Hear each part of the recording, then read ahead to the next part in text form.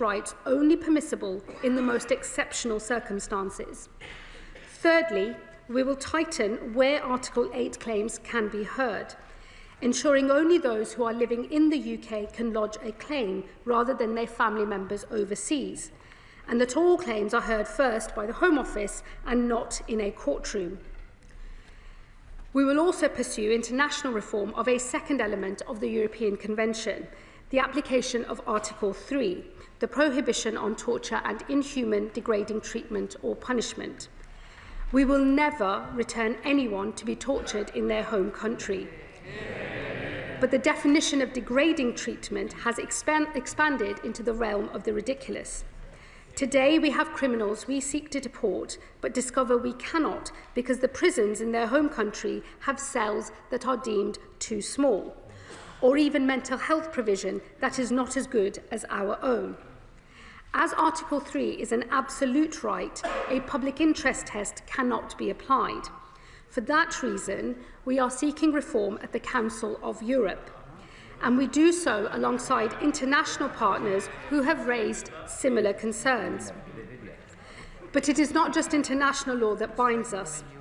According to data from 2022, over 40% of those detained for removal claimed they were modern-day slaves. This well-intentioned law is being abused by those who seek to frustrate a legitimate removal. So I will bring forward legislation that tightens the modern slavery system to ensure that it protects those it was designed for and not those who seek to abuse it. Taken together, Madam Deputy Speaker, these are significant reforms.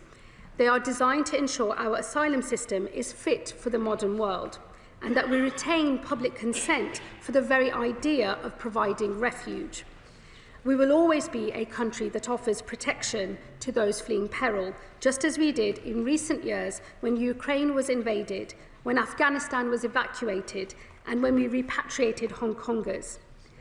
For that reason, as order and control is restored, we will open new, capped, safe and legal routes into this country. These will make sponsorship the primary means by which we resettle refugees, with voluntary and community organisations given greater involvement to both receive refugees and support them, working within caps set by government. We will also create a new route for displaced students to study in the UK and another for skilled refugees to work here. And of course, we will always remain flexible to new crises across the world as they happen. I know the British people do not want to close the doors, but until we restore order and control, those who seek to divide us will grow stronger. It is our job as a Labour government to unite where there is division. So we must now build an asylum system for the world as it is, one that restores order and control, one that opens safe and legal routes to those fleeing danger across the world, and one that sustains our commitment to providing refuge for this generation and those to come. I know the country we are. We are open, tolerant and generous. We are the Greater Britain that those on this side of the House believe in, not the littler England that some would wish we would become. These reforms are designed to bring unity where others seek to divide. Madam Deputy Speaker, I commend this statement to the House. Leader of the Opposition, Kemi Badenoch. Madam Deputy Speaker, can I thank the Home Secretary for advance sight of his statement, most of which I read in the Sunday Telegraph, actually. But I am pleased that she is bringing forward measures to crack down on illegal immigration. It's not enough, but it is a start, and it's also a change. It's a change from her previous position in opposition of a general amnesty for illegal migrants. But I do want to praise the new Home Secretary, Madam Deputy Speaker. She's bringing fresh energy and a clearer focus to this problem, and she has got more done in 70 days in the job than her predecessor did in a year. She seems to get what many on the benches behind refuse to accept. She is right to say that if we fail to deal with the crisis, we will draw more people to a path that starts with anger and ends in hatred. But we will also allow our English Channel to operate as an open route into this country for anyone prepared to risk their lives and pay criminal gangs.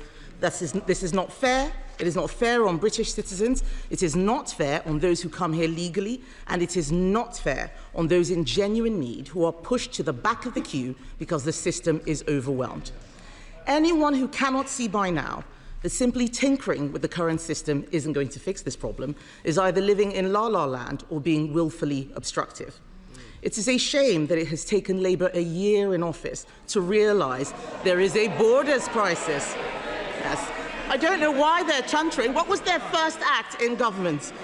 Her predecessor's first act was to scrap the Rwanda plan, which was already, yes, they're cheering, it was already starting to act as a deterrent before it even got off the ground. And before it started, Labour threw away all of our hard work, the taxpayers' money. They're the ones who have wasted their money, not us. But this statement, Madam Deputy Speaker, is an admission that her predecessor's immigration and borders bill will not work. But I'm glad to see them now changing course. The powers they're using in this bill, they all voted down when we were in government. They wouldn't be able to do that if we hadn't got it through. None of them know the work that was done. They're just cheering nonsensically, but we know what has happened since they came into office. In fact, the Home Secretary will know that in the 70 days that she has been in office, 10,000 people have crossed the channel. And in the last year, we have seen record levels of asylum claims. The problem has got worse since Labour came into office and is getting even worse by the day. But I am afraid to tell her that what she is announcing is not going to work on its own. And some of these measures will, in fact, take us backwards. I say that to her with no ill will, and I hope she believes me when I say I genuinely want her to succeed. Because on this side of the House, we are speaking from experience. We know how difficult this is. It is, we are. And we're not going to take any lectures from the people who voted down every single measure to control immigration. Some of the measures she is announcing today, Madam Deputy Speaker, are undoubtedly positive steps. Baby steps, but positive nonetheless. We welcome making refugee status temporary, and we welcome removing the last Labour government's legislation that created a duty to support asylum seekers. She's right to do that. Yeah. However, some of what she is announcing simply does not go far enough. On this side of the House, we believe that anyone who arrives illegally, especially from safe countries, should be deported and banned from claiming asylum. Does the Home Secretary agree that anyone who comes to this country illegally should be deported? I'd like to know, I think the country would like to know, because this announcement means that some people who arrive will be allowed to stay. They just need to wait 20 years before getting permanent settlement. That does not remove the pull factor. But the main problem is that for as long as the UK is in the ECHR, illegal immigrants and those exploiting our system will use human rights laws to block anything she does to solve this. I know this because I saw it happen again and again over the last 4 years. I know she is seeing it too. We even saw it this year with the Prime Minister's one-in, one-out scheme, which has seen people return to France, come back yet again on small boats. I can guarantee that her plan to reinterpret Article 8 will not work. We tried this already. Strasbourg and UK case law will prevail. And I agree with her that the definition of degrading treatment is overinterpreted. But renegotiating Article 3 internationally will take years. Years we don't have, if it were even possible, but the fact is, it isn't. We know this because a small group of EU countries tried this earlier and they were dismissed by the Secretary-General of the Council of Europe. Her government did nothing to support them, so I'm not convinced that it's the Prime Minister's negotiating skills that are going to sort out that problem. The fact is, we have looked at this issue from every possible direction, and the reality is that any plan that doesn't include leaving the ECHR as a necessary step is wasting time we don't have. Just like their plan to smash the gangs or the one-in, one-out policy, it is time-wasting and it is doomed to fail because of lawfare. We have seen this all before. The tough measures will be challenged in the courts and blocked, the new legal routes she's talking about will be exploited, and the numbers arriving on our shores and disappearing into the black economy will keep on rising. If the Home Secretary is serious about reducing these numbers, and I do believe that she is, she must be bolder. She must take steps to deter illegal immigrants from coming to Britain and deport them as soon as they arrive. Our borders plan does just that, and I know that she has studied it in detail. I've seen the looks. I know that she knows that we would leave the ECHR and ECAT to stop the Strasbourg court from frustrating deportations, that we'd establish a new removals force to make sure all illegal arrivals are deported. We would end the use of immigration tribunals, judicial review, and legal aid in immigration cases. Those are the things that are slowing us down.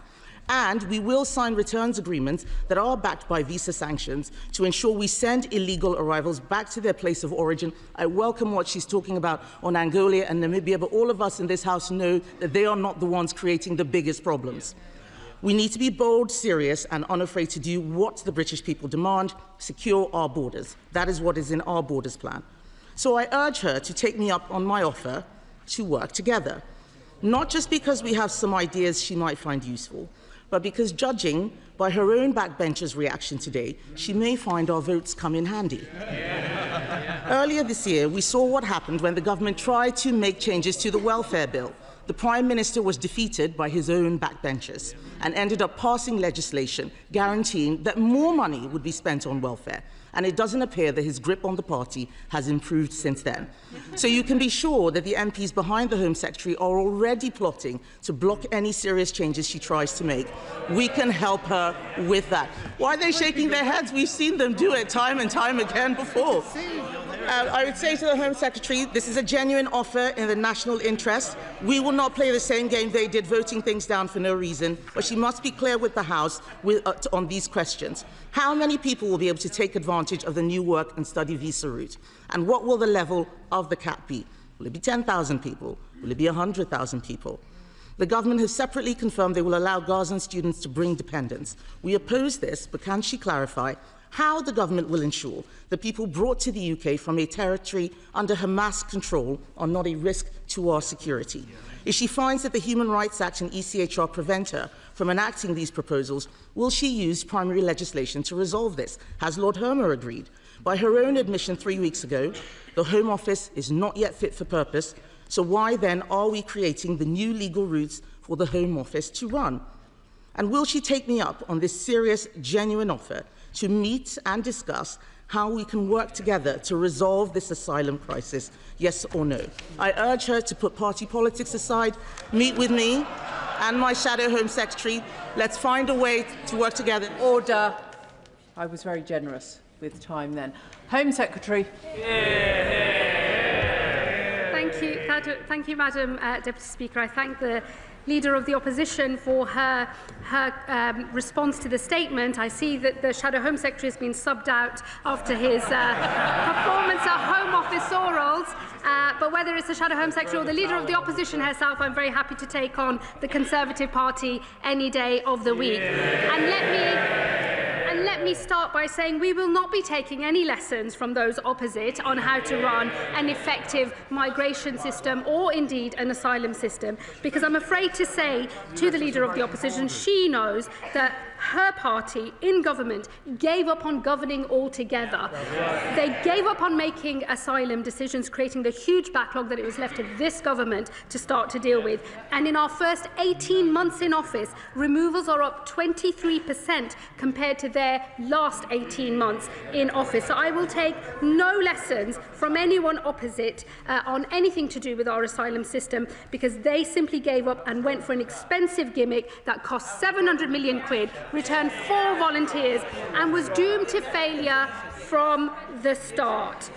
I will also say, Madam Deputy Speaker, the Leader of the Opposition had rather a lot to say about the European Convention on Human Rights. I don't recall the members opposite ever bringing forward any legislation to deal with the application of Article 8, the qualified right to private life, in this House. There was never a bill that sought to clarify the way that Article 8 should apply in our domestic legislation or indeed in our immigration rules. So I'm not going to take any lessons from the people that just never bothered to do that in the first place. It is this government that is rolling up our sleeves, dealing with the detailed, substantive issues that we face and thinking of proper, workable solutions to those matters. And I just say on Article 3, I think the position on Article 3 has changed across Europe. I was over at the Council of Europe in my previous role as Lord Chancellor just before the summer recess earlier on this year, and I was struck by the sheer range of other European partners who want to have this conversation. It is important, I think, that the British government leans into that conversation and seeks to work in collaboration with our European partners. The one thing that will not work is simply saying we're going to come out of the European Convention altogether. That is not and will never be the policy of this government, because we believe reform can be pursued, but that this is an important convention, not least because it actually underpins some of our own returns agreements, including the one with France. And so she talks about how many years it would take for us to think about reform of the convention, but it would also take just as many years, as she well knows, to start renegotiating lots of international agreements which would be affected by us coming out of the convention. So I'm afraid her solution once again will not work. And if she wanted to work together in the national interest, and look, Madam Deputy Speaker, I'm always up for working in the national interest, because nothing actually matters more to me than holding our own country together and uniting our country. But they could have started by voting for the Borders Bill, which is currently going through the House and which they have voted against at every opportunity. So forgive me if I don't take this newfound conversion to working together in the national interest with much seriousness, because their own track record suggests it should not be taken seriously. And not be taken seriously, Madam Deputy Speaker, sums up the position of the Conservative Party. These are the people that left this government an abject mess to clear up. They gave up on governing, they gave up on running an effective asylum system, and now they turn up without so much as an apology to the British public, thinking that they've got anything to say that anyone wants to hear. Before I call the first backbench contribution, can I remind members that in order to expect to be called in a statement, they should have been here from the start of the Home Secretary's statement. There may be members bobbing quite unnecessarily. Florence Eshalomi. Thank you, Madam Deputy Speaker. Madam Deputy Speaker, the reality is we need an asylum and immigration system based on fairness and consistency. My constituency of Vauxhall and Campbell Green is a testament to this. It's a place that's been made richer because of the people who've come here from all over the world. Some of them have fled persecution and have made a home over many years. I meet these people every week in the community and including in schools, where I see those children excited about their future. When this government came into office last year, they were right to say that their priority in this area is to tackle the huge backlog of unprocessed asylum claims left by their predecessor. Clearing that backlog is a big task, Madam Deputy Speaker, but it is right that we identify who has a right to be here. But by introducing more assessments of those who've been here for many years, making new judgments on safety of a country will take considerable resources. So is the Home Secretary confident that these changes will not have an unintentional consequence and actually make it harder to achieve her goal? I thank my honourable friend for her question. Let me assure her there will be both the administrative system and the resources needed to underpin the asylum changes that we are making. It is already the case that at the end of the 5-year leave to remain period, there is meant to be an assessment as to whether the country of origin remains a safe country or not. What has ended up happening, though, in practice is that has become an almost effectively an automatic pathway to permanent settlement. That is the thing that we are changing. But what I would ask her to do is look carefully at our protection work and study route, because we will be encouraging those who have sought asylum here, being granted refugee status, to go into work or to study that supports their integration, but it also means that they are making a contribution which actually will retain public support for the system overall. Liberal Democrat spokesperson Max Wilkinson. Thank you, Madam Deputy Speaker. It is right that the government is looking for ways to bring order to the asylum system. It was left in total disarray by the Conservatives. Sadly, the government has been too slow to act. Britain has a long and proud history of responding with compassion to people fleeing unimaginable horrors. That should continue in a way that is fair and sustainable. So we welcome some of what the Home Secretary has said on that score. But what is not helpful is the Home Secretary claiming that the country is being torn apart by immigration. Acknowledging the challenges facing our nation is one thing, but stoking division by using immoderate language is quite another. I will, however, welcome news about safe and legal routes. This is something the Liberal Democrats have called for some time, since they were scrapped by the Conservatives, leading to more small boat crossings. But we do have some concerns about the far-reaching detail behind these proposals, which seems to be missing. The Home Secretary is revoking the legal duty to provide asylum seekers with accommodation and says asylum seekers should support themselves and contribute to our society, but she is still banning them from working so they can support themselves, contributing to our society. That makes no sense at all. She relies a lot on Denmark as an example. Denmark lets asylum seekers work after 6 months. So will she. And can she guarantee that the burden to house asylum seekers won't fall on already struggling local councils? And can she guarantee that we won't see a whole-scale transfer of asylum seekers from hotels to the streets? And if the Minister for Border Security and Asylum announced to the media asylum seekers could have jewellery confiscated, is the Home Secretary doing this to raise money or to deter people? And either way, does she acknowledge that many British people will see it as unnecessary and cruel? State-sponsored robbery will certainly not fix a system that costs taxpayers £6 million every day in hotel bills. If the government plans to keep its promise to end hotel use, it must also process the claims of the 90,000 backlog of asylum seekers, something the Liberal Democrats have a plan to do within 6 months using Nightingale-style processing centres. Does the Home Secretary seriously believe that an overstretched Home Office, which has yet to clear the existing backlog, can also undertake reviews of every refugee's status every 2.5 years? The UK must continue to lead international efforts to manage large migratory flows, and because the flow of people comes from Europe, she will need to work with the EU on a solution. The Oxford Migration Observatory has identified a clear Brexit effect. That means people refused asylum in the EU now make a second attempt here, a consequence of the Brexit delivered by the Conservatives and the honourable member for Clacton 2.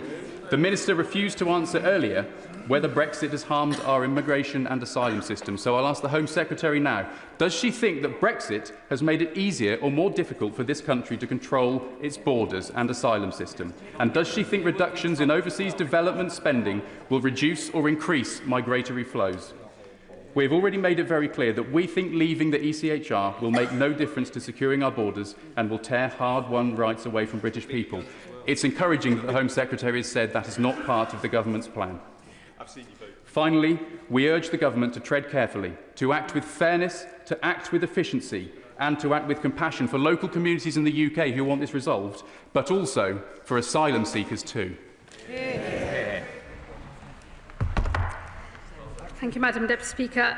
I have to say to the honourable gentleman, I wish I had the privilege of walking around this country and not seeing the division that the issue of migration and asylum system is creating across this country. Unlike him, unfortunately, I am the one that is regularly called a fucking packy and told to go back home. It is I who knows through my personal experience and that of my constituents just how divisive the issue of asylum has become in our country. And I do say to him, I wish it were possible to say that there isn't a problem here, that there's nothing to see and that it is all, in fact, just extremist right-wing talking points. But this system is broken and it is incumbent on all members of Parliament to acknowledge how badly broken the system is and to make it a moral mission to fix this system so that it stops creating the division that we all see. And I do say to him, I do not think it is acceptable or appropriate for people in this place to not acknowledge the real experience of those who sit outside of this House. We are supposed to be in here to reflect that experience in this House, and I hope that he will approach the debates that we will no doubt have on all of these measures in that spirit. He also accused this government of being too slow to act. I do have to say to him, removals of those who have no right to be in our country are up by 23% in the first 18 months of this Labour government compared to the last 18 months of that former Tory government. That is a government that is getting on with the job. We have made 11,000 enforcement raids, 8,000 arrests, and over 1,000 people with no right to be in this country as a result of those raids have been removed from this country. This is a government that has been getting on with the job, and this is just the next phase of our work as we deal with the broken migration system that we inherited from those opposite. He said that he thought that whilst people who are waiting on their claim should be given the right to work, I think he knows that would be a huge pull factor and increase the number of channel crossings rather than decrease them. That would be our experience in this country. That is why we are not pursuing that policy. But what we have said is for those who are granted refugee status in this country and who can and want to, they will be able to switch into the protection, work and study route so they can start contributing to society. That will help them to integrate, and it will help the communities that they are living in as well. He knows full well that it is not the policy of this government to confiscate jewellery from those who are accessing asylum accommodation. What I would say to him, though, is asylum accommodation is provided to asylum seekers by British taxpayers, and it is right that if people have high-value assets, that they contribute to the cost of that asylum accommodation. I gave in my speech the example of a man who was in supported asylum accommodation paid for by his taxpayers and by mine, who was receiving £800 a month from his family and who had enough money to acquire himself an Audi. I think it is right that the British state should be able to say to such an individual, contribute. We're not saying that we would take everything away and leave that individual destitute, but I think contribution is a fair principle here. And I would be very disappointed to discover that the Liberal Democrats do not support contribution when people can afford to do so to the cost of their asylum accommodation. And Madam Deputy Speaker, he left his remarks on Brexit. I don't have any more to say about that. I'm living in the world as it is today. If he has things to say, I'm sure the House will continue to hear about them. The Home Secretary should know that language that is not acceptable in this House does not become acceptable if it is attributed to others. She might like to apologise for the language used. I apologise, Madam Deputy Speaker. I did not mean any discourtesy. I was merely reflecting the truth of words that are used to me. And I think we all appreciate that.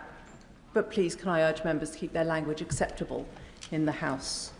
Graham Stringer.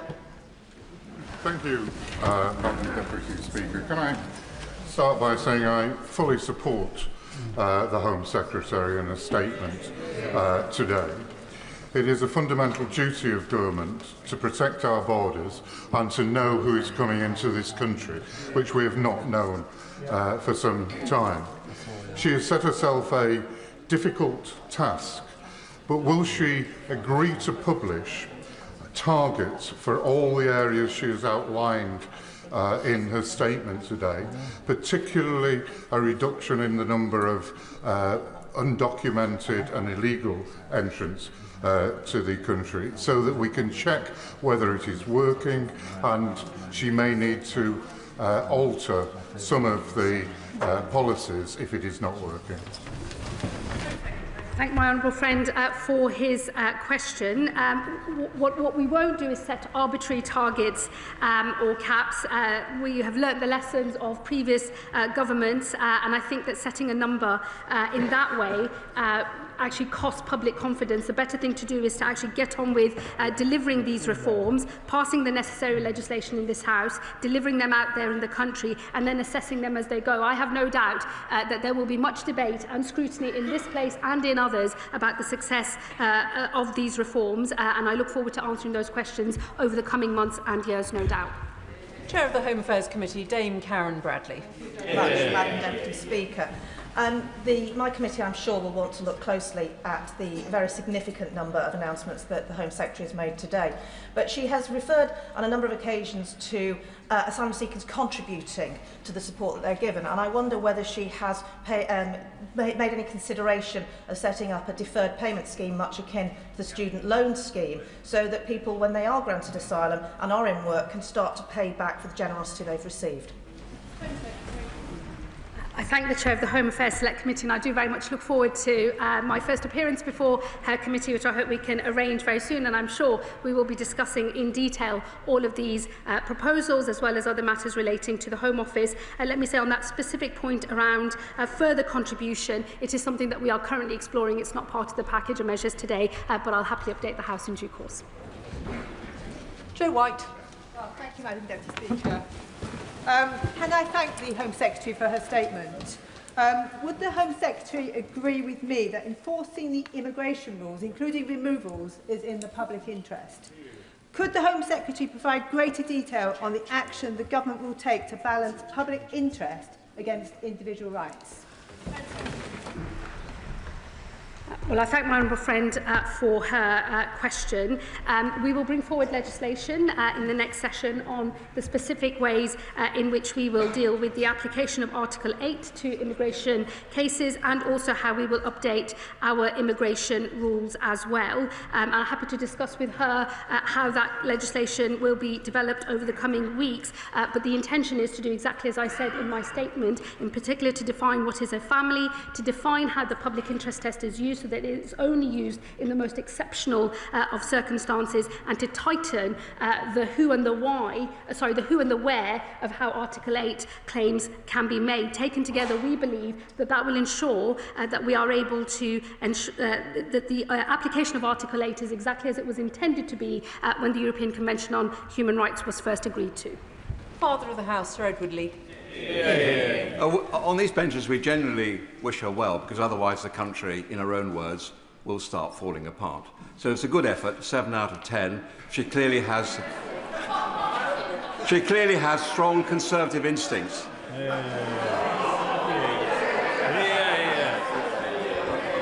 But does she fear that such is the misery in many of these countries that they're not really worried about how long they have to wait for their asylum claim to be processed? And does she fear that unless we do arrest and detain and deport people very quickly, then this problem will just go on and on and on? So she mentioned return hubs. Could you say a bit more about that? And could you have an open mind about schemes such as Rwanda? On Rwanda, no. I think on the substance of what he says, he can't be right, because claims are down in Europe and up here.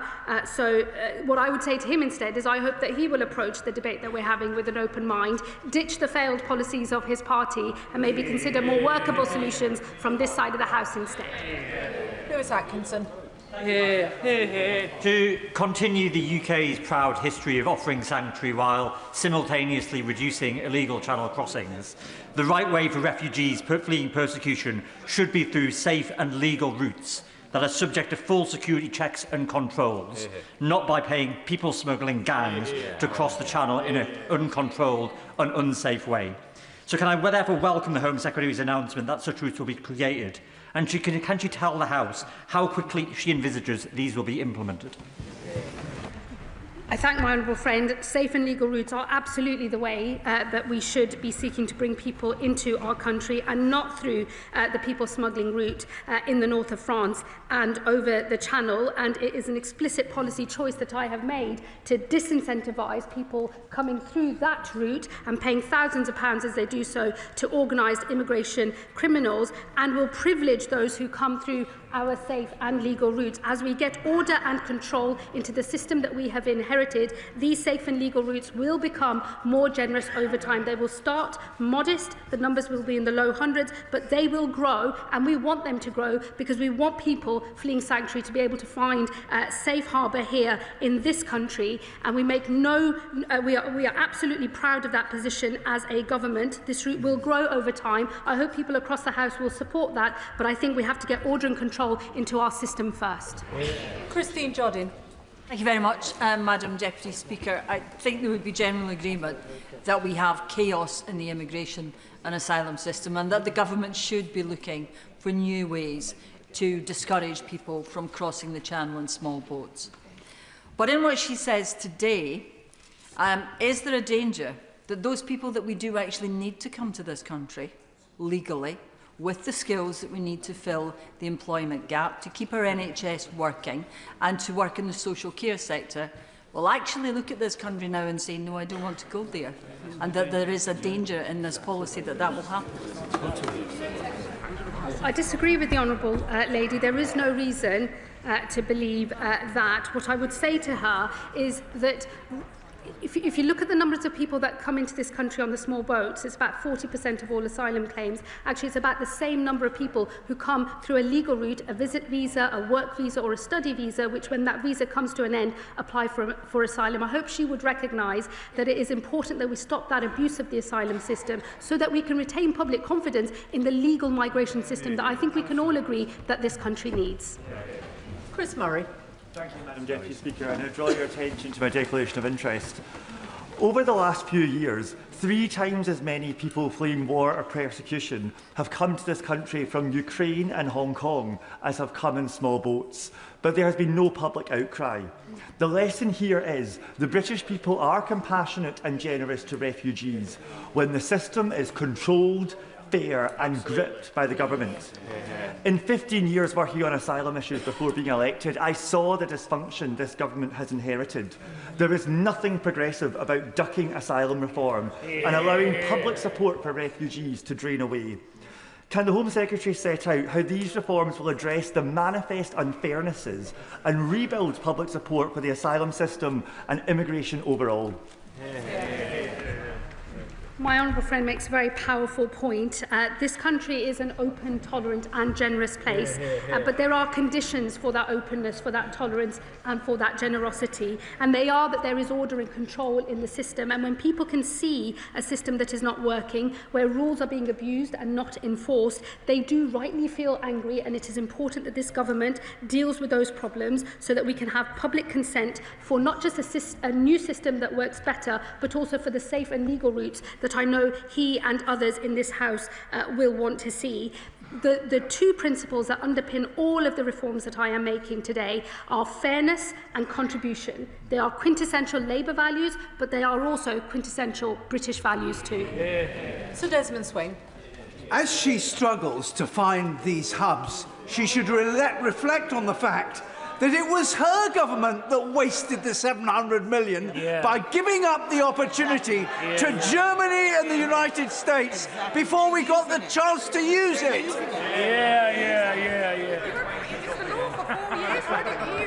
Apologies, Madam Deputy Speaker. In all the finger wagging, I sort of missed the question. But I think it was something about Rwanda, which I think we can all agree was a totally failed scheme and a waste of money. There are good ongoing negotiations going in relation to return hubs. I very much hope we can update the House in due course. Sarah Owen. Thank you, Madam Deputy Speaker. I hope that we could all agree that a strong immigration system doesn't have to be a cruel one. When the Tories painted over murals for refugee children, the numbers of small boat crossings still went up. When they threatened deportations to Rwanda, guess what? The crossings still went up. So what evidence does the Secretary of State have that taking personal belongings, such as jewellery from refugees, and selling it off actually works as a deterrent? Isn't a focus on the new plans outlined on the safe and legal routes a much better use of all of our time? I say to my honourable friend, we are not taking jewellery at the border. I can't say it any more clearly than that. She will know that the example I have used in my speech, and the sort of case we're going after, is those who have assets, those who have access to money and who can afford quite expensive cars, who should make a contribution to the cost of what is currently free asylum support. These 2 things are not the same, and I would urge her not to conflate the 2. We will not and never will seize people's jewellery at the border. We're not going after their sentimental items like wedding rings and so on. We are talking about those who have high value assets, who receive at the moment, having claimed asylum in this country, so before they've been granted refugee status, they've claimed asylum, they receive free accommodation on the state. If they have assets, they should contribute to the cost of that accommodation, just as I explained in the example I used in my speech. That is the sort of case we are talking about, and I do hope that she will not perpetuate what is being said about jewellery, because I have ruled that out clearly in this House today. Sir Ashley Fox. Thank you, Madam Deputy Speaker. Can I thank the Home Secretary for her statement? Labour's change, of course, is most welcome, and she's outlined some useful steps today. Now, my constituents want to see the Holiday Inn in Bridgewater emptied of migrants and returned to commercial use. And to achieve that, the Home Secretary is going to have to be bolder. So does she agree with me that anyone who arrives in this country illegally should be detained on entry and deported automatically? Again, forgive me, but I'm not going to take any lessons from the party that gave us hotel use in the first place, now lecturing me about hotel exit. It is a manifesto commitment of this government that we will get out of hotels by the end of this Parliament. I hope to do so before then. That is why we are exploring large sites, including military sites. I know that will engage more debate in this House over the coming weeks and months, and I look forward to that. But given that he's a member of a party that started hotel use, I hope he'll reflect on that first. Daniel Zeigner. Thank you very much, Speaker. I support my right honourable friend's statement, and particularly her announcement about safe and legal routes. She'll know that cities like Cambridge have a long tradition going back to kinder transport to welcoming people from Syria and Ukraine. And I very much hope she'll work closely with authorities like Cambridge City Council to work on measures that can make these routes work. I thank my honourable friend. We absolutely will work with local partners, councils, philanthropists, other charitable organisations as we develop these safe and legal routes. And as I said in my speech earlier, they will take 3 primary forms: community sponsorship, because we believe that is the best model for achieving integration of refugees into our communities, a route for talented students and for skilled workers as well. We want to play our full part as a country in providing sanctuary to those truly in need. We need to move to a better system. Safe and legal routes will be the way in the future to do it. Marie Goldman. Thank you, Madam Deputy Speaker. I'm sure we can all agree across this House that one of the key aspects of dealing with the asylum system is dealing with the crisis in the backlog, which is absolutely enormous. And the Home Secretary said in her speech that they are looking at a number of large military sites as an alternative to the asylum hotels. One of those large military sites that's already in use is RAF Wethersfield in Essex. I understand from Essex Police that Braintree District Council has been given a sum of funding to the tune of about £2 million to help with community cohesion, dealing with the fact that they have that facility nearby. However, buses are taking asylum seekers from Wethersfield to places like Colchester and to my constituency of Chelmsford several times a day, and that is placing extra strain on Essex Police in those areas, yet they are unable to access those funds. Will the Home Secretary commit to providing extra funds to Essex Police in those areas to help them police them? I think that was 2 questions. One on the backlog, which I recognise the backlog of appeals is far too high. It is why we're going to create a new independent appeals system so that we can run through these cases more quickly whilst fulfilling our obligations to an independent process and providing early legal advice as well. And on the specific points in relation to Wethersfield and pressures on councils, we do of course work closely with local councils and do provide funding to assist with community cohesion and other issues, and I will look carefully at the example that she has raised if she writes to me. Derek Twigg. Madam Deputy Speaker, can I say to the Home Secretary that her statement is most welcome. It's certainly a step in the right direction, and certainly the proposals that she set out today are a significant step in the right direction. It's also the case, I think, as well, that the comments she made about the damage to the social fabric of this country are very, very important. But can I ask her a specific question, and that is about asylum seekers who committed crimes and actually are deported, but then allowed to again put a second application in to come back to this country. Will she be looking at law to see how that can be addressed? What I would say to him on those who are convicted of crimes, the combination of the sentencing bill changes and what I have said today should actually lead to earlier deportation of foreign national offenders in this country. It is, of course, absolutely important that those individuals face the full force of the law, but we have made a policy decision as a government that for the vast majority of foreign national offenders, the appropriate thing to do is to move to immediate deportation wherever possible. Sakib Bhatti. Thank you, Madam Deputy Speaker. The Home Secretary said that she was exploring the possibility of return hubs with negotiations ongoing. Can she tell the House which country she's negotiating with and how much is it going to cost? No, because he would not expect me, I think, to comment on live negotiations with other countries. But those negotiations are ongoing, and I hope we have announcements to make soon. Catherine West.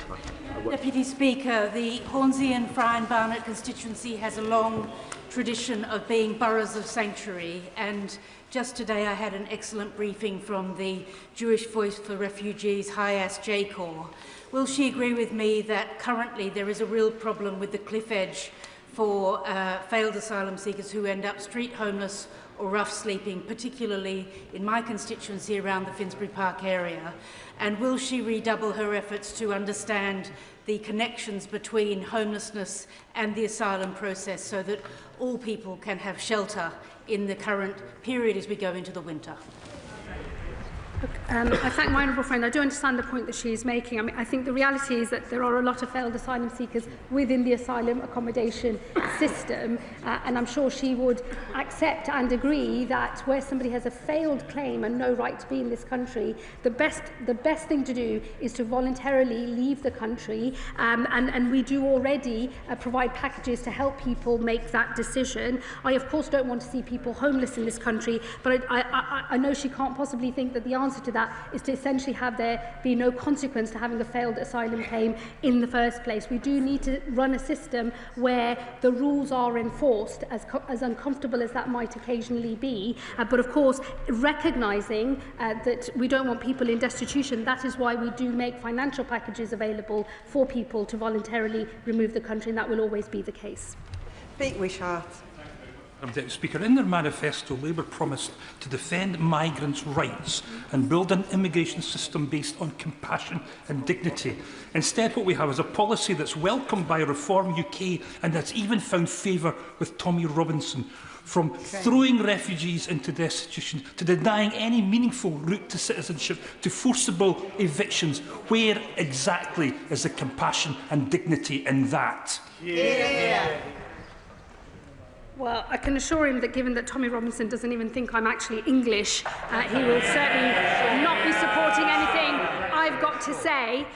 So let's just leave that there, I think, Madam Deputy Speaker. We don't need to hear any more about what vile racists have to say about anything whatsoever. And let me also say to him, I guess it's not a surprise to me to find a Scottish National Party Member of Parliament defending a broken status quo. That's what they do in Scotland with the Scottish Government under the SNP every day, and that's what he's doing now. I hope he can agree that good reform, much needed reform to a broken system, is the best way to retain public support for having an asylum system at all. Leon Deputy Speaker.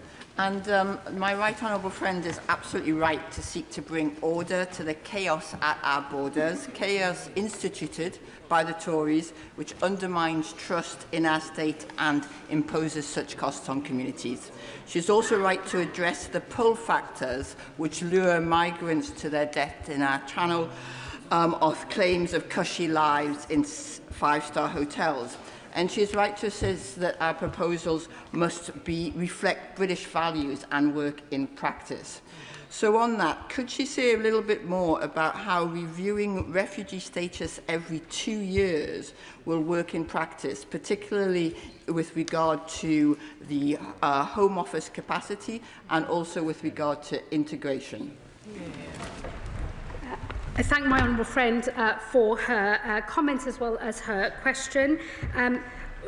What we are doing in relation to the refugee status is moving from a situation where it's effectively permanent and the most attractive of all routes into the country to a more temporary status. I will make sure that the administration and the funding is available to run the new system as it is being designed. But I do say to her that is why we are also creating the protection, work and study route, because we believe that the best integration outcomes come when people are in work and able to contribute, and that is how we will retain popular support for having an asylum system. So people will transfer, we hope, into the protection, work and study route. But of course, if they do not, under the core protection model, they will still receive sanctuary from this country. It will be more regularly reviewed. I hope we can all agree that where a country is safe for an individual to return to, a return should, in the normal run of things, take place. But of course, if people have switched into a work route and are making a contribution, we will set out plans in the coming days about how they could earn their way to an earlier settlement, longer than what is available to people today, and still longer than what will be available to people on safe and legal routes, but shorter than those who remain on the core protection model. Nick Timothy. Thank you, Madam Deputy Speaker. Most on the benches opposite disagree with us, but I share the Home Secretary's admiration for the Danish model, and the Danish Finance Ministry publishes data regularly on the fiscal contribution of different profiles of migrants. This shows in Denmark that migrants from MENAT, the Middle East, North Africa, Pakistan and Turkey are net recipients over the course of their lifetimes. Will the Home Secretary ensure that the Treasury publishes the same data in the same way in this country? Well, we keep all statistics under review, as he knows, and as was the case, I believe, when he was an advisor to a former Home Secretary. And let me say to him that the principle that underpins all of these reforms is about fairness and contribution. We believe most people want to be able to contribute to this country because the refugees themselves recognise that is the best way for them to have stability and security in their lives, and it is what is needed for the wider community as well. And we think that all refugees, if they're on the protection work and study route, will have that opportunity. I'm not interested in models that start separating out different nations from one another. Once somebody has got status in our country, they are on a path to becoming one of us if they are working and contributing. Gary McCarthy. Thank you, Madam Deputy Speaker. I agree with the need for a fairer asylum system in which the public can have confidence. But all that she proposes today is predicated on there being decent legal advice available for people. And I know from 20 years as an MP that is simply not the case. Despite the best efforts of the advice sector in Bristol, which is proud to be a city of sanctuary, there's just a real dearth of decent immigration lawyers. And I see too many constituents that fall into the hands of dodgy lawyers who will help them falsify and fabricate claims. What is she going to do to ensure that decent legal advice is there?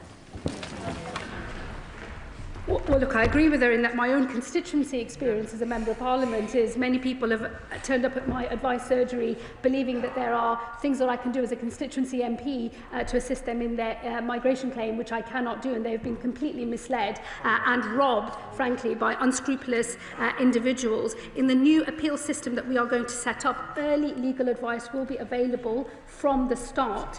We believe in access to justice. People need to have the right legal advice, but doing it early and right at the start of claims means that we can run a system where you can have one claim and one appeal rather than the absolute merry-go-round and whack-a-mole of claims that we see today. Danny Kruger. Thank you, Madam Deputy Speaker. I welcome the rhetoric that the Home Secretary has announced. In fact, I recognise the rhetoric of the Home Secretary today. We have our plan for restoring justice. She has announced a plan to restore order and control. But before she puts in her application to join Reform UK, and I very much welcome her doing so, can I just draw out the difference? Can I draw out the difference between our parties? Unlike the government, Madam Deputy Speaker, we don't propose to give illegal immigrants the right to stay here for 2.5 years after arriving. We don't propose to give them the right to study and work here. We don't propose to allow them to bring their families here. And crucially, Madam Deputy Speaker, we're not going to contort our law to comply with, or to fit into the European Convention on Human Rights. The derogations that she announces will not work to stop the lawfare, just as the derogations announced in the Rwanda bill wouldn't have stopped the lawfare, which is why I opposed that bill as well. So she talks about, Madam Deputy Speaker. I'm great. I don't think there was a question in there, Madam Deputy Speaker. As for his invitation to join his party, of whom there appear to be hardly any over there, let me tell him, over my dead body. Ian Byrne. Thank you very much indeed. I want to commend the Home Secretary for getting the balance absolutely right. And I think the announcement that she has made today will be widely welcomed across our diverse community in Birmingham, because we know that our generosity of spirit is upheld by our rule of law, and the kindness that we show is protected by the justice that we share. So will she confirm that while we will always give sanctuary to those who need our protection, what she's advancing today is in effect a form of earned citizenship, and only those who step up to the full responsibilities of citizenship will enjoy the full rights of citizenship of this country. Well, my honourable friend makes a very powerful point. We are constituency neighbours, and both of us have done many community meetings over the years where these issues have been discussed, not just by those who are white, but those who are ethnic minority Britons as well. Because the thing that unites all Britons, regardless of their background, is a desire for fairness and for a good system that people can have confidence in. And he's absolutely right. The concept of earned citizenship, earned settlement, contribution, fairness. As I said earlier, these are quintessential Labour values. They are quintessential British values as well. And that is why I know this plan will have support from across the country. Bradley Thomas. Thank you, Madam Deputy Speaker. Well, these steps are definitely a move in the right direction. I'm pleased that the Home Secretary has rejected the proposal from the Liberal Democrats to allow those who arrive in the UK illegally to work. I think that would be a ludicrous magnet in favour of attracting more illegal migrants to the UK. The Home Secretary will be aware that the vast majority of removals from the country are voluntary rather than enforced. So what is she planning to do to ramp up enforced removals from the UK? And with respect to visa sanctions, why did the government vote against them as part of the border security bill?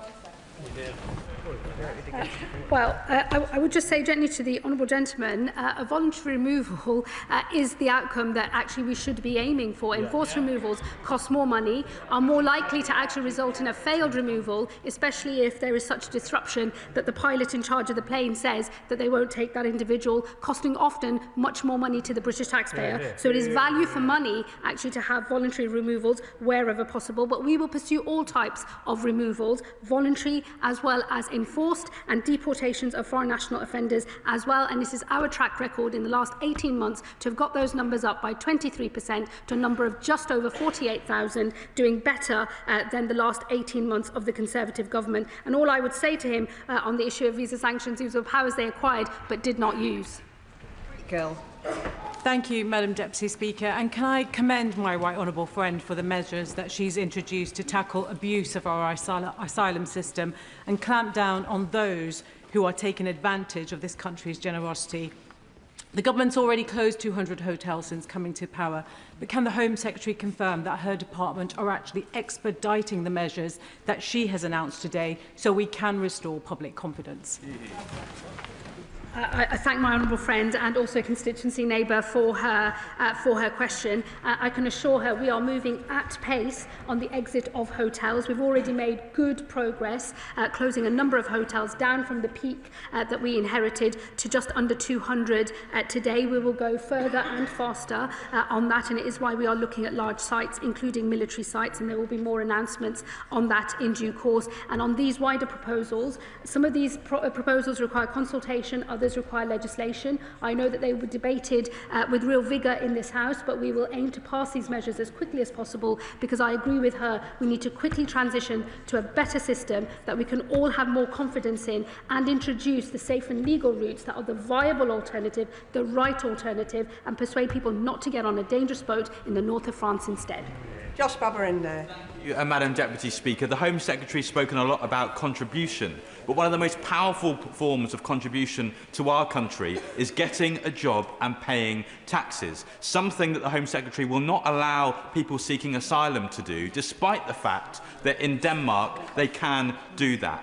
She speaks about pull factors being an aversion to this, but a study by the University of Warwick, looking at 30 different studies of this, found that there was no long-term correlation between labour market access and destination choice. So will she review her decision not to offer people seeking asylum the right to work so that they can pay their own way in our country? I think, look, what I would say to the honourable gentleman is what I said in response to a question from his side earlier today. It would be a pull factor because we already know that the ability to work in this country illegally is already a pull factor, and that is why we are clamping down on illegal working. It's why we've seen 11,000 raids, 8,000 arrests and 1,000 people with no right to be in this country removed from this country. So it would be a pull factor. And what I would say to him also is I have the misfortune of having to look through the TikTok accounts and the various other ways in which the organised immigration criminals actually advertise their packages for people to get on a boat in the Channel in the north of France. It's in all of those marketing materials as well, and we know from the intelligence that we gather as well, that is one of the pull factors. It's why we have to deal with it. Gurinder Singh Josan. Thank you, Madam Deputy Speaker, and I thank the Home Secretary for her statement, which I fully support. My constituency, like that of the Home Secretary, is incredibly diverse, with people originating in countries across the world, settled and contributing to our communities. One thing that people of all backgrounds detest, that they have in common, is that they absolutely detest the unfairness that the party opposite allowed to creep into asylum and immigration system. They also detest the demonising of their neighbours by people in reform. So does the Home Secretary agree with me that the choice is clear, a choice between chaos handed over by the party opposite of a system taken advantage of by those who can pay the people smugglers or a system of fair and safe legal routes for those who need them? Home Secretary. Thank my honourable friend. My own parents were migrants to this country in the late 60s and 70s. Migration is woven into the story of my own family and that of thousands of people that I represent in my constituency of Birmingham, Ladywood. And let me say to him, I agree, ethnic minority Brits are just like every other kind of Brit. We value fairness and contribution as well. That is why those principles sit underneath all of the policy announcements that I've made today. Carla Denyer. Madam Deputy Speaker, it isn't people seeking sanctuary that are tearing our country apart. It's toxic, racist narratives and the scapegoating of migrants and asylum seekers for what is nothing to do with them. The chronic housing crisis, the running down of public services are not caused by migrants. They are caused by political decisions and by the grotesque inequality in this country. Does the Secretary of State understand that attempting to out-reform reform is actually just boosting this baseless far-right narrative and will only deepen divisions when we urgently need leadership and hope instead? Let me tell her, I couldn't care less what any other political party has to say about these matters. I don't care what other politicians are saying on the television. I don't care what other activists are saying either. I care about the fact that I have an important job to do and I can see that there is a problem here that needs to be fixed. If it was possible to pretend there wasn't a problem because there wasn't one, I wouldn't be saying there is one. There is a genuine problem in this asylum system and we need someone to sort it out, not to pretend it doesn't exist, which I'm afraid is one of the things that fuels the division in the first place. My own constituents, since I have been Home Secretary, have been telling me directly of abuses in the visa system that they can see with the evidence of their own eyes long before any officials in Whitehall have ever clocked onto those things. It is a moral responsibility when you see something broken to fix it and to make sure that the fact that it's broken is not fueling division in our country. And let me also say to her, it is Green Party politicians who are absolute hypocrites because they talk great language in here and then oppose asylum accommodation in their own constituencies. Speaker. Can I first thank the Home Secretary for her statement? As a member of Bradford West, my constituency, I'm really proud of Bradford being a city of sanctuary. And the Home Secretary is aware I'm also a former foster parent to an Afghan refugee.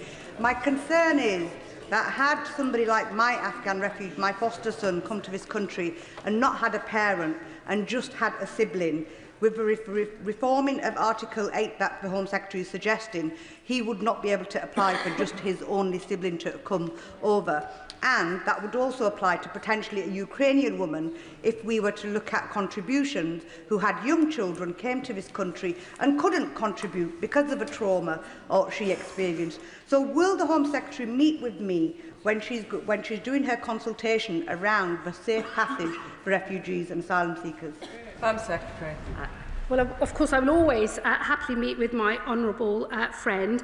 We made clear in the asylum policy statement that the routes for these measures do not apply to unaccompanied children and other vulnerable groups. We will be setting out our specific policies in relation to vulnerable groups, including unaccompanied children, separately. So these measures do not apply to them. She will know that the scheme for Ukrainians is a bespoke temporary scheme brought in by the party opposite when they were in government, and supported not just by our party but across this House. So I would expect the rules of that scheme to apply in the normal way, but I will of course discuss with her the issues that she raises. Dr. Luke Evans. Can I thank the Home Secretary for a copy of her speech? And in it says, the public rightly expect we can determine who enters this country and who must leave. And I agree. One thing that's missing, though, is verifying the people who come in. This side put forward the idea of age verification that many other countries have. Is that part of her plan? Would she consider putting it back in the plan so we know exactly who is coming in, that they are who they say they are? Home Secretary. Well, if he reads the asylum policy statement, he'll know that on age verification, we are pursuing AI as a more effective and workable model, unlike that suggested by the party opposite, which was all about MRI scans and bones. We believe we have a much more effective way of ensuring age verification is available and that the methodology for it actually works. Sarah Russell. Thank you, Madam Deputy Speaker. Thank you to the Home Secretary for her statement. There is currently a loophole within employment law in the UK that it means that people who are self-employed are not subject to right-to-work checks. And that means that many people work illegally within the gig economy with no potential risk to their non-employer.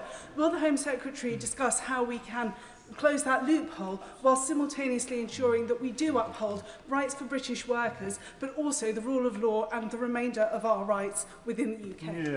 Home Secretary. I really thank my honourable friend for her question. We are closing that loophole in the Borders Bill. It is important that colleagues support us when that is debated again on Wednesday. She's absolutely right that closing down these loopholes, ensuring that everyone is subject to a right to work check and therefore build support for a rule of law approach to the way that people are able to access employment in this country is incredibly important, and I hope that all colleagues, even those across the House, might see it to support these measures later this week. Jeremy Corbyn. Thank you, Madam Deputy Speaker. Nowhere in the Home Secretary's statement does she put this into any kind of global context about the millions of people that have become refugees or homeless all around the world, and that more than two-thirds of those are housed by the southern countries, the poorest countries in the world, with the least resources possible to do it.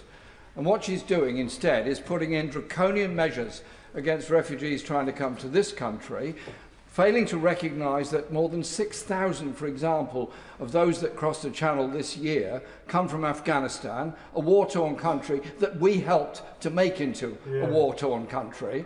And she instead is trying to appease the most ghastly right-wing racist forces all across Europe in undermining and walking away from the European Convention on Human Rights, a convention created by the post-war Labour government.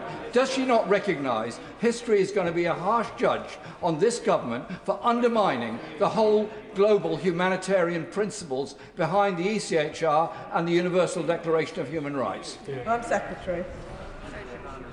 Well, not for the first time, I'm a little mystified as to what the honourable gentleman is talking about.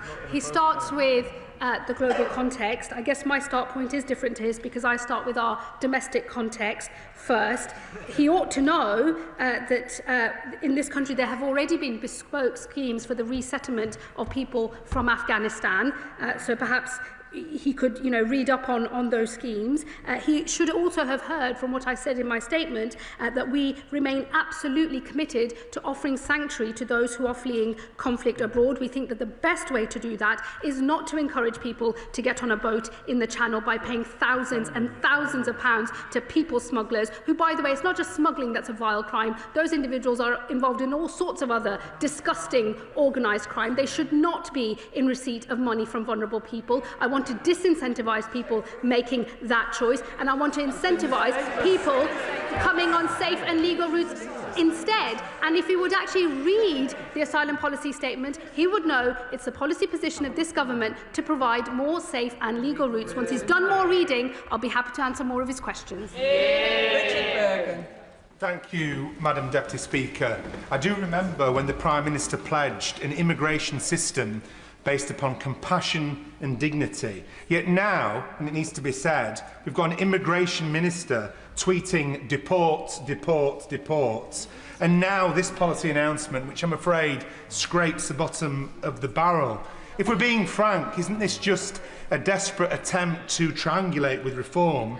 And like some of the other terrible policy errors that have been made in recent months, isn't it not only morally wrong, but another policy which is set to push away Labour voters? Why not recognise that now than in a few months and make a U-turn? Secretary.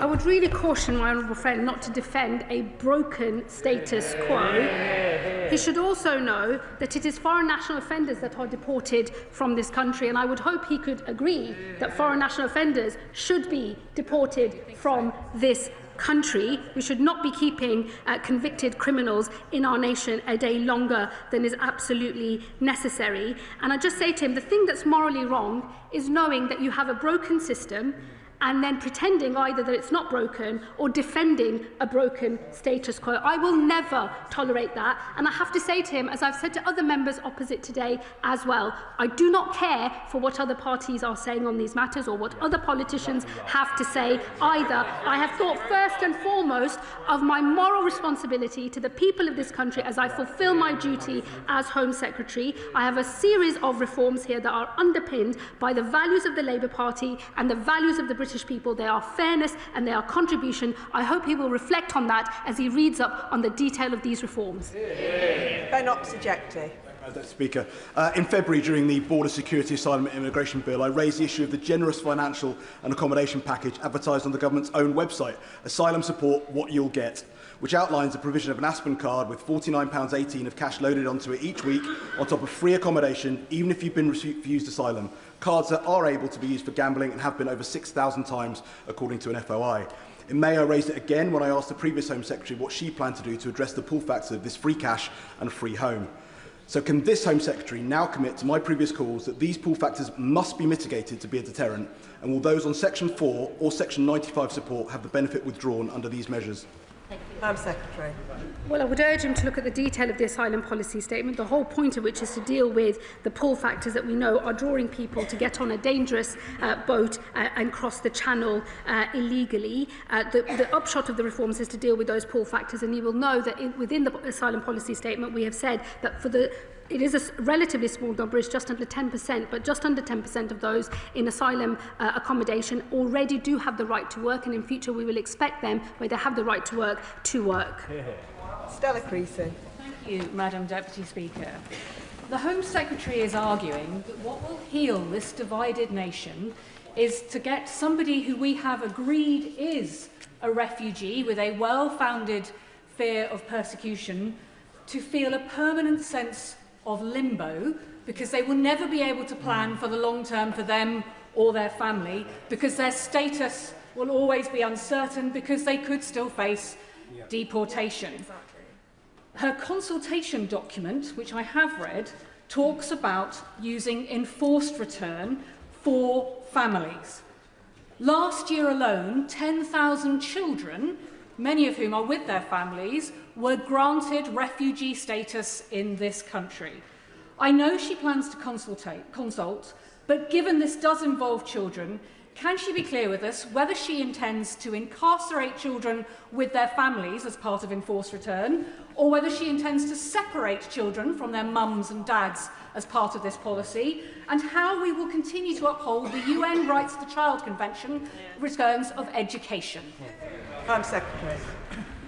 Well, I would encourage my honourable friend to look at the detail of the asylum policy statement on our intentions in relation to the protection, work and study route, which in future will be the route by which refugees can contribute and earn their way to settlement in this country. And of course, it is the express intention of this policy statement to disincentivise people coming through dangerous channel crossings and to incentivise and to push people towards what will, over time, become more generous, safe and legal routes of entry into this country with more privileged status when it comes to the earning of permanent settlement. Let me say to her on failed asylum-seeking families, because I think that is the important context that was missing from her question. There are 700 Albanian families at the moment who have made asylum claims. Those asylum claims have failed, and the only reason they've not been removed from the country is because of the policies around not removing families that is to say parents with their children. We are not going to separate parents and their children, but we are going to consult on the removal of support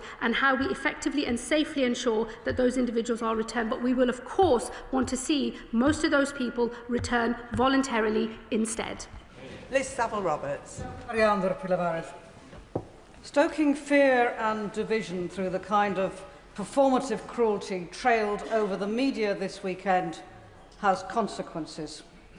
We saw that in Caerphilly last month, where Reform UK spread information. Ukrainians spoke of intimidation. So when she speaks of unity, surely the lesson from Caerphilly is that imitating Reform doesn't create unity, doesn't win trust, but standing firm on values does. Here, here. I'm sorry, that's just unserious from the Honourable Lady. I'm sorry to find that the Reform Party is living rent-free in so many people's heads. I can assure you it's living nowhere near mine. These policy proposals are designed to fix what we all know to be true, which is we have a broken system. It is driving division across our country. I see that in my own constituency. I hope she's not suggesting that the evidence of my own eyes and my own experience in my own constituency, where over 70% of those people are not white, and most of them have a migration story just like my own. These are matters of great interest across our country, across every type of community in our country, and it is incumbent on any government that wants to make sure that we can run a decent system and not fuel division in our country to pursue the sorts of reforms that we are talking about today, underpinned by what I would have hoped were values that her party could have signed up to as well, and that is to say fairness and contribution. Lauren Sullivan. Thank you very much, Madam Deputy Speaker. I thank and support the Home Secretary for her statement today. This is long overdue reform of the system, such as reforming safe and legal routes, cracking down on illegal working, and also against those abusing the asylum seeking and immigration system, yet maintains support for those that need our support, such as those fleeing war in Ukraine and others that come here legally. It is about fairness. Can the Home Secretary detail when these reforms will be in place so that residents can see the outcomes of these actions? Thank my honourable friend for her question. We will pursue the consultation, the measures that require consultation as quickly as possible, and there will be legislation in the coming months, and certainly in the second session, which we will seek to, obviously, subject to the agreement of the House, pass as quickly as possible. Joe Robertson. Thank you, Madam Deputy Speaker. The Home Secretary's asylum plans still have a gaping hole in the middle of them, in that she doesn't know what to do with failed asylum seekers who can't be returned home. Her statement today says that she's exploring possibilities with third countries. Can I suggest she swallows her pride and speaks to a third country we know is willing, Rwanda? Home Secretary. I do say to members opposite, they are going to have to ditch their addiction to Rwanda. It didn't work, and nobody in the country supported it. We are, as he well knows, and as members opposite well know, when you are negotiating with other countries about possible agreements, the one thing you do not do is publicise them before an agreement is reached. Rebecca Long-Bailey. The Home Secretary is aware that in absence of safe legal routes, the law forces the situation where a refugee has to set foot on UK soil to seek asylum, which has led to dangerous journeys and no checks or vetting taking place. Now, the Secretary's referenced sponsorship as the primary safe route. Could she clarify whether this is capable of being applied for from outside the UK? And what consideration has she made of recommendations by Safe Passage to implement a visa refugee scheme so that applications can be done from outside the UK, cases assessed, vetted and decided upon before a refugee embarks on a dangerous journey here? Home Secretary.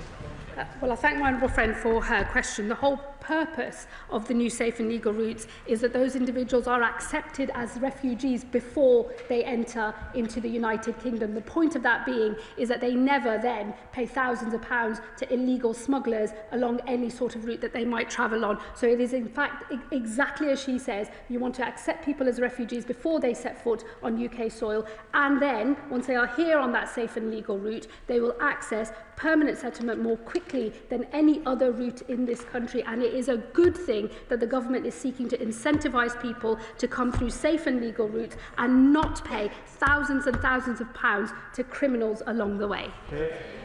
Dr. Andrew Morrison. Thank you, Madam Deputy Speaker. It was a genuinely good statement as far as it went, from which we learnt that countries could be determined to be safe at some point in the future and refugees from them returned home.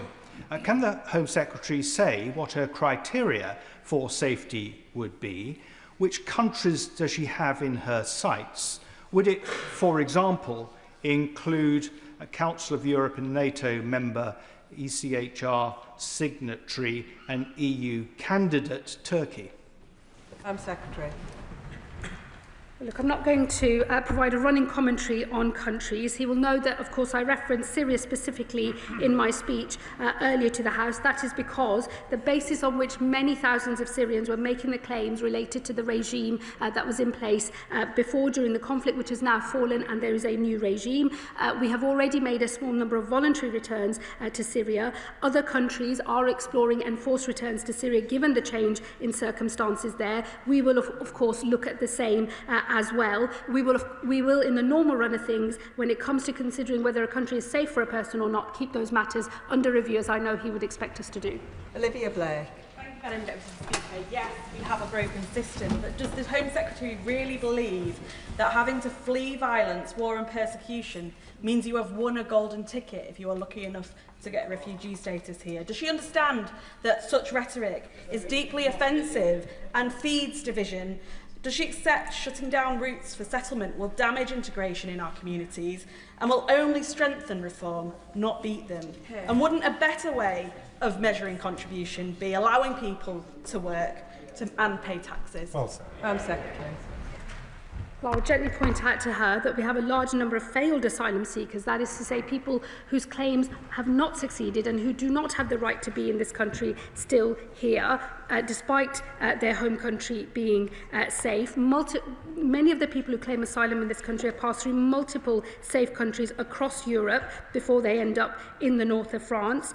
And we've seen claims go down in Europe and increase here in the UK. And I would just encourage her to remember that we are opening safe and legal routes. The whole point of these reforms is to disincentivise the journeys that lead to criminals earning a lot of money and people being in the north of France, and to move to a system where we have safe legal routes. We've accepted people as refugees before they set foot on UK soil, so that when they come here they can earn and contribute and be fully integrated through models like community sponsorship, which we know work. Martin Wrigley. Thank you, Madam Deputy Speaker. May I thank the Home Secretary for sharing her experiences earlier and thoroughly condemn that sort of behaviour she described against her. It's unacceptable in any case. The Secretary of State has described rapid decisions on appeals. Does she also believe, as I do, that rapid decision-making on the initial application of asylum seekers should be promoted and highlighted? And would she consider putting a timed target, a timescale target, for decision in a matter of weeks and not years in place with her department? And her remarks on Ukrainian guests over the weekend. She described them going home when peace broke out. May I remind her that peace will not mean safety? Please can she assure the House that a more considered and considerate response may be found? And will she meet with me and Ukrainian guests to resolve that issue? Well, let me just say to him on Ukraine, a point that I think was not understood fully by those that were questioning me at the weekend. It is a bespoke scheme created only for Ukrainians with its own rules. It's not subject to what we have set out in the asylum policy statement, because he will know, as is the position in relation to our discussions with the Ukrainian government, these individuals are welcome in our country so that we can keep them safe. They're not classed as refugees because they're here temporarily on that scheme. We will always uphold our obligations under that scheme. We supported it in opposition as well. He is right on the point about rapid decisions. It's important that decisions made at first instance, but also through an appeals process, are of high quality. That is one of the ways that we have to make sure that they don't get constantly appealed. But our current system means that even though we've made huge progress on decreasing the backlog on initial decisions, the appeals backlog has grown. And over time, as people sit in the appeals queue, more rights are accrued. And unlike any other type of legal order in this country, the order to leave this country being not complied with still allows people to accrue more rights in the interim. We do not run a good and effective appeal system at the moment. It's why we're going to create a new one. But I can assure him that at its heart will be early legal advice, truly independent adjudicators making the decisions, but doing so in a way that allows them to fast-track claims that have a low chance of success, make sure that the right decision is made quickly, one claim, one appeal, with a certain outcome at the end, not subject to years and years of a merry-go-round around the courts. And before I call the next member, can I just ask, make a plea that we keep questions and answers concise. Luke Akehurst. Madam Deputy Speaker, I wholeheartedly welcome the measures which I believe will tackle a failure by the previous government to maintain one of the most basic fundamental functions of government, control of our borders. My constituents in North Durham are worried and they're angry about the proliferation of HMOs to house asylum seekers locally in towns and villages which already have significant social and economic problems. Will these measures lead to lower demand from the Home Office for this type of housing for asylum seekers and the return of these HMOs over time to use as family homes for local people who need affordable housing? Home Secretary. Well, I can say that the totality of the reforms we believe will lead to less pressure on accommodation. So I think the short answer to his question on HMOs is yes, but I do recognise the problems that he notes, because HMOs are a big problem in my own constituency too. Lewis Cocking. Thank you, Madam Deputy Speaker, and I really do thank the Home Secretary for her statement. Broadly, this is a tiny step in the right direction, but does not go far enough. So, Madam Deputy Speaker, to truly show the Home Secretary is listening to the British people, does she agree with me that if you enter this country illegally, you should never be allowed to stay? Secretary. We will always abide by our obligations under the Refugee Convention, and we do believe in offering sanctuary, but we make no apology for the fact that those who enter illegally by crossing through the Channel will have a longer path to settlement. We are deliberately incentivising other safe and legal routes into the country to show that that is the proper way to seek sanctuary in this country, not pay criminals a lot of money and put your own life at risk. John MacDonald. When we introduce new legislation and new procedures, it's important we can calculate the implications and where it could lead us to. Like my old friend for Vauxhall, I work with, and have done for decades, to be frank, with asylum families, and in particular the children. And what I find is the children are extremely traumatised. And what we try to do to them is give them security and peace of mind for the family. Now what will happen is every 13 months, that security could be undermined and they could face the removal. Could I ask my right honourable friend whether or not she's consulted the Children's Commissioner, or education psychologist or others about the implications of what she's saying today? And the other issue as well is that in the past she's mentioned forced removement of families. I just remind my colleagues, in the past that was happening and the families were often detained in Harmondsworth Detention Centre. I used to visit the children. That was one of the most distressing experiences I've had as an MP. Could you give me the assurance that no child will be placed in detention as a result of this policy change? Secretary. Well, let me tell him, firstly, there will be a full equality impact assessment for all of these measures in the usual way.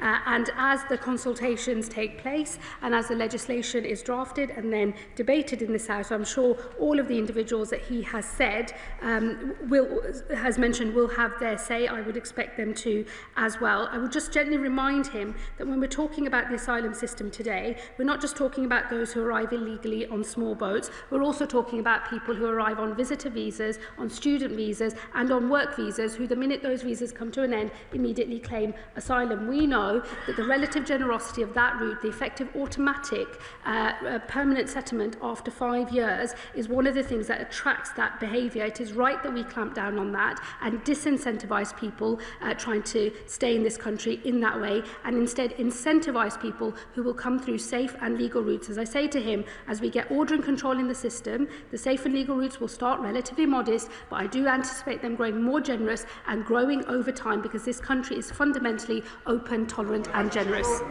Sammy Wilson. Madam Deputy Speaker. Thank you, Madam Deputy Speaker. Can I welcome the honest and realistic assessment which the Secretary of State has made today in relation to the broken asylum system and also the division which immigration is causing across the United Kingdom. She has been innovative in some of the proposals which she has made, but only time will tell whether the potential loopholes will undermine the honourable objective which she has set, namely to cut back on illegal immigration. In my view, the only way of doing that is to make sure that people who enter this country breaking the law get returned immediately. But on the issue of the ECHR and its the expanded interpretation, can she give us an assurance that whatever changes she makes in that will apply fully to Northern Ireland, where unfortunately the previous government embedded the ECHR in the Windsor framework and has proven already to be a means of undermining immigration policy? Secretary. Well, I can assure him that the Minister for Immigration has met with his counterparts in the devolved administrations, and we will keep all of those conversations going, because this is a reserved matter rather than a devolved one. And Madam Deputy Speaker, can I just say, in case the microphone did not pick up my answer to my honourable friend on the detention of children, I can give him that assurance that he sought in his question. Rachel Maskell. Thank you, Madam Deputy Speaker. I do urge caution. We're in this predicament because the very people who championed Brexit failed to warn of the consequences of leaving the Dublin Agreement. Since the EU has moved on and will introduce its asylum and migration management regulations next summer.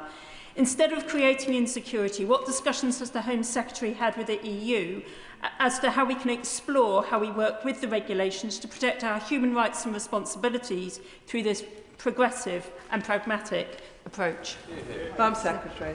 Thank my honourable friend for her question. Countries across Europe are tightening up their rules, and it is important that we do not become or remain an outlier. And in fact, it is a regular complaint of many of our counterparts in Europe that at least 30% of those who travel across Europe are seeking ultimately to come here to the United Kingdom. It is something that has come up in all of the conversations I've had with multiple counterparts across Europe, and it is one of the reasons why we have to make sure that we can have a system that works and that we get our own house in order.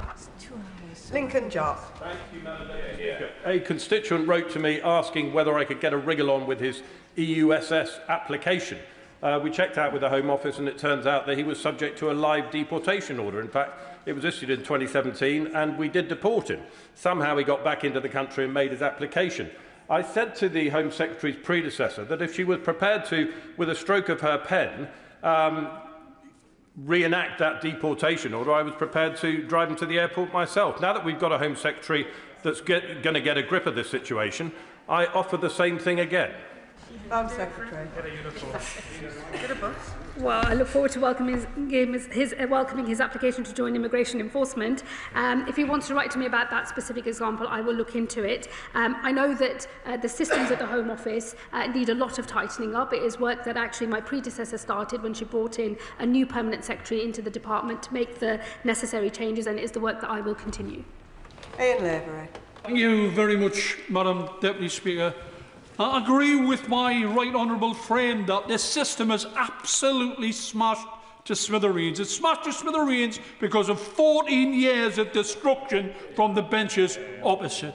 But of course we all want to see the control of our borders. We want to stop the boats. We want to see better, safer, legal routes. But I appeal to my right honourable friends and honourable friends on the front bench. When the opposition parties, the Tories, Reform UK, not to mention that odious racist chancer, bankrolled by the world's wealthiest man, are championing our policies? Is it not time to question whether we're actually in the right place? I have a lot of time and high regard for my honourable friend, and what I would say to him is he shouldn't allow mischief making by those that he names to throw him or our party off course. I hope that he will have heard the support from our own backbenches today, from members of Parliament who can see that these are changes that are necessary to fix the very broken system that he agrees that we have. And I would just ask for people, please don't keep repeating the name of a man who doesn't even think I'm English. I find that very offensive, and I would just ask everyone to refrain from doing so. We don't need to do that, and we do not need to go there. Don't fall for the mischief that others are making here. We know there is a broken system. It is our solemn responsibility as a Labour Party and as a Labour government to get on with fixing it. Charlotte Kane. Thank you, Madam Deputy Speaker. I agree the asylum system is broken, and I welcome the commitment to safe and legal routes for people to seek asylum. But there is much in this bill that I think is cruel, impractical and won't work. I pick out one example, is making people have reviews every 2.5 years for 20 years. Yeah. It's cruel because those people are not going to be able to get a sense of security and safety. It's counterproductive because those people are going to struggle to get good quality, secure, high-paid jobs and contribute to our society. And it won't work. We already know that the Home Office can't cope with what it's currently having to do. My casework is full of people whose papers, when they're trying for immigration status, their papers get lost. The digital right to work system doesn't work properly. We've got a backlog in the asylum claim. How are you going to make this work? Secretary. I'm making changes that I will ensure will work. Let me assure her of that. And secondly, what I would say to her is I make no apology for disincentivising routes into this country which basically make people smugglers very, very rich men and fuel other disgusting crimes across Europe and in this country as well. It is right that we reserve a privileged status for those who get into work and education, as refugees on core protection will be able to do, and also those who come via safe and legal routes. That should be the proper way that people come into this country. It has better integration outcomes as well. Nadia Whittam. Thank you, Madam Deputy Speaker. Earlier today, the Home Secretary advised that I wait for the detail of the reforms before criticising them. Well, now the detail's out, and I'm afraid it doesn't reassure me in the slightest. It's hard to know where to begin when so much of what has been announced flies in the face of decency and compassion, but I'll focus on family reunion. Limiting access to family reunion for refugees will force children and spouses into the hands of the very people smugglers that the Home Secretary is seeking to smash. It will push them into unsafe dinghies, risking their lives. Would she be comfortable with this? Secretary. Well, I would urge her to look at the proposals on protection, work and study, and also on safe and legal routes. It is right that we try to pivot to a more humane system that privileges those who come not via paying people smugglers a lot of money. And on family reunification, let me just say to her this. British citizens at the moment have to meet thresholds and various qualifying tests before they can apply for family reunion. I think it is right that we bring the position in relation to refugees through the protection, work and study route to the same level. And before I call the next member, members will have seen how many people are on their feet, and I will be needing to finish this statement by 8 o'clock. So please bear that in mind if I want to get everybody in, which I do. Paul Kohler. Thank you, Madam Deputy Speaker. I welcome a sizable amount of what the Home Secretary has said today and is trying to do. Earlier this year, the Immigration Asylum Chamber of the Upper Tribunal, in the case of IX, reiterated the established administrative law requirements that government decision-making in asylum cases be proportionate and reasonable, and not expose individuals to prolonged or indefinite uncertainty, what the Home Office used to criticise under the Tories, in fact, as a lengthy limbo period. So can the Home Secretary clarify how her proposal to require a 20-year period before someone granted asylum may obtain a permanent right to remain complies with these fundamental principles? Home Secretary. I do believe it does comply with those principles. At the moment, at the end of the 5 years, there is already supposed to be a safe country review. We will bring that forward and we will make the safe country review a real thing. But as I've said to him and other members, we will also create alongside the core protection route, the protection work and study route as well, because we want to encourage people to make a contribution to this country. Emma Foodie. Thank you, Madam Deputy Speaker. In a previous life, I was a 999 call taker with the ambulance service and had the awful experience of answering a call to a distraught family desperate for help. But I couldn't help them. I couldn't help them save their loved one. And why? Because they couldn't understand the life-saving instructions which I was trying to give them over the phone due to the language barrier. Does the Home Secretary agree with me that there is nothing progressive about defending a status quo where vulnerable people are unable to access emergency services due to an inability to speak our language? Home Secretary. My honourable friend is absolutely right, and I endorse every word that she just said. Robin Swan. Thank you very much, Madam Deputy Speaker. The Common Travel Area allows movement across the UK, Northern Ireland and the Republic of Ireland. It's been reported in the Irish media that a UK Home Office official briefed the Irish Department of Justice last Thursday in regards to what the Home Secretary was bringing forward. Can I ask her, what's the Irish Government's response to her proposals? Home Secretary. I'm afraid I don't recognise the briefing that he refers to. Clive Efford. Madam Deputy Speaker, I can recall a predecessor of my right honourable friend who described the Home Office as not being fit for purpose, and I've never known a time when there wasn't a backlog of cases with the Home Office. And this set of proposals is going to require people's cases to be reviewed every 30 months. Is that a realistic aim? And is she clear that she can make the Home Office fit for the purpose she set out today? Home Secretary. Well, we're already supposed to do safe country reviews and we will ensure that they are done every 2.5 years. We will also ensure that wherever possible, refugees move into the protection work and study route instead. And I just say to him, I recognise the phrase not fit for purpose. I've been very clear that I don't think the Home Office is fit for purpose yet. There is new management at the Home Office. They're getting on with making the changes that are necessary, and I will ensure it is both fit for purpose and able to enact the reforms that I've set out today. Lara Sultana. Thank you, Madam Deputy Speaker. Sivanandan warned, and I quote, "What Enoch Powell says today, the Conservatives say tomorrow, and Labour legislates the day after.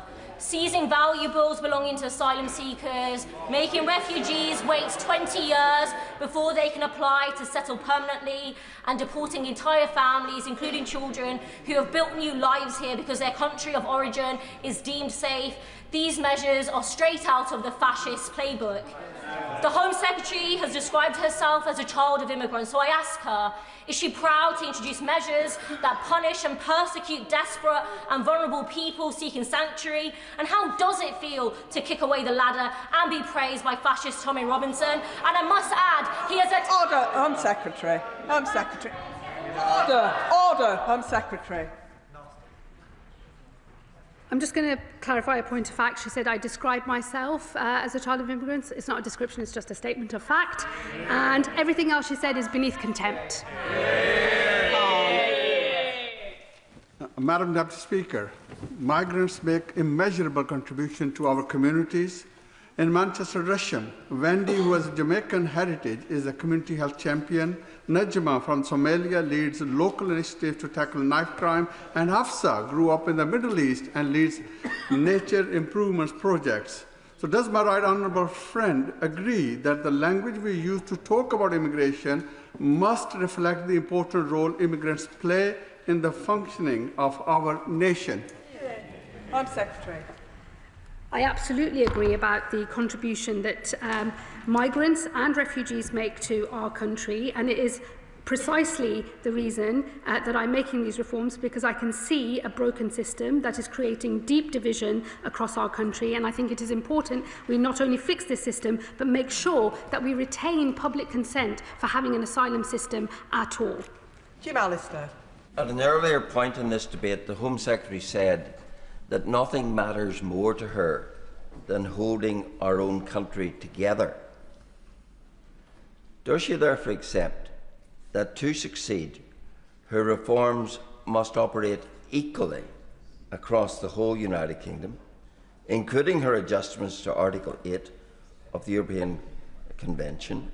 And if so, how is that application to be secured in Northern Ireland, given the impeding effect of Article 2 of the Windsor Framework? How is that going to be achieved? Secretary. All of the measures in the asylum policy statement are compliant with the Windsor Framework. Anna Begum.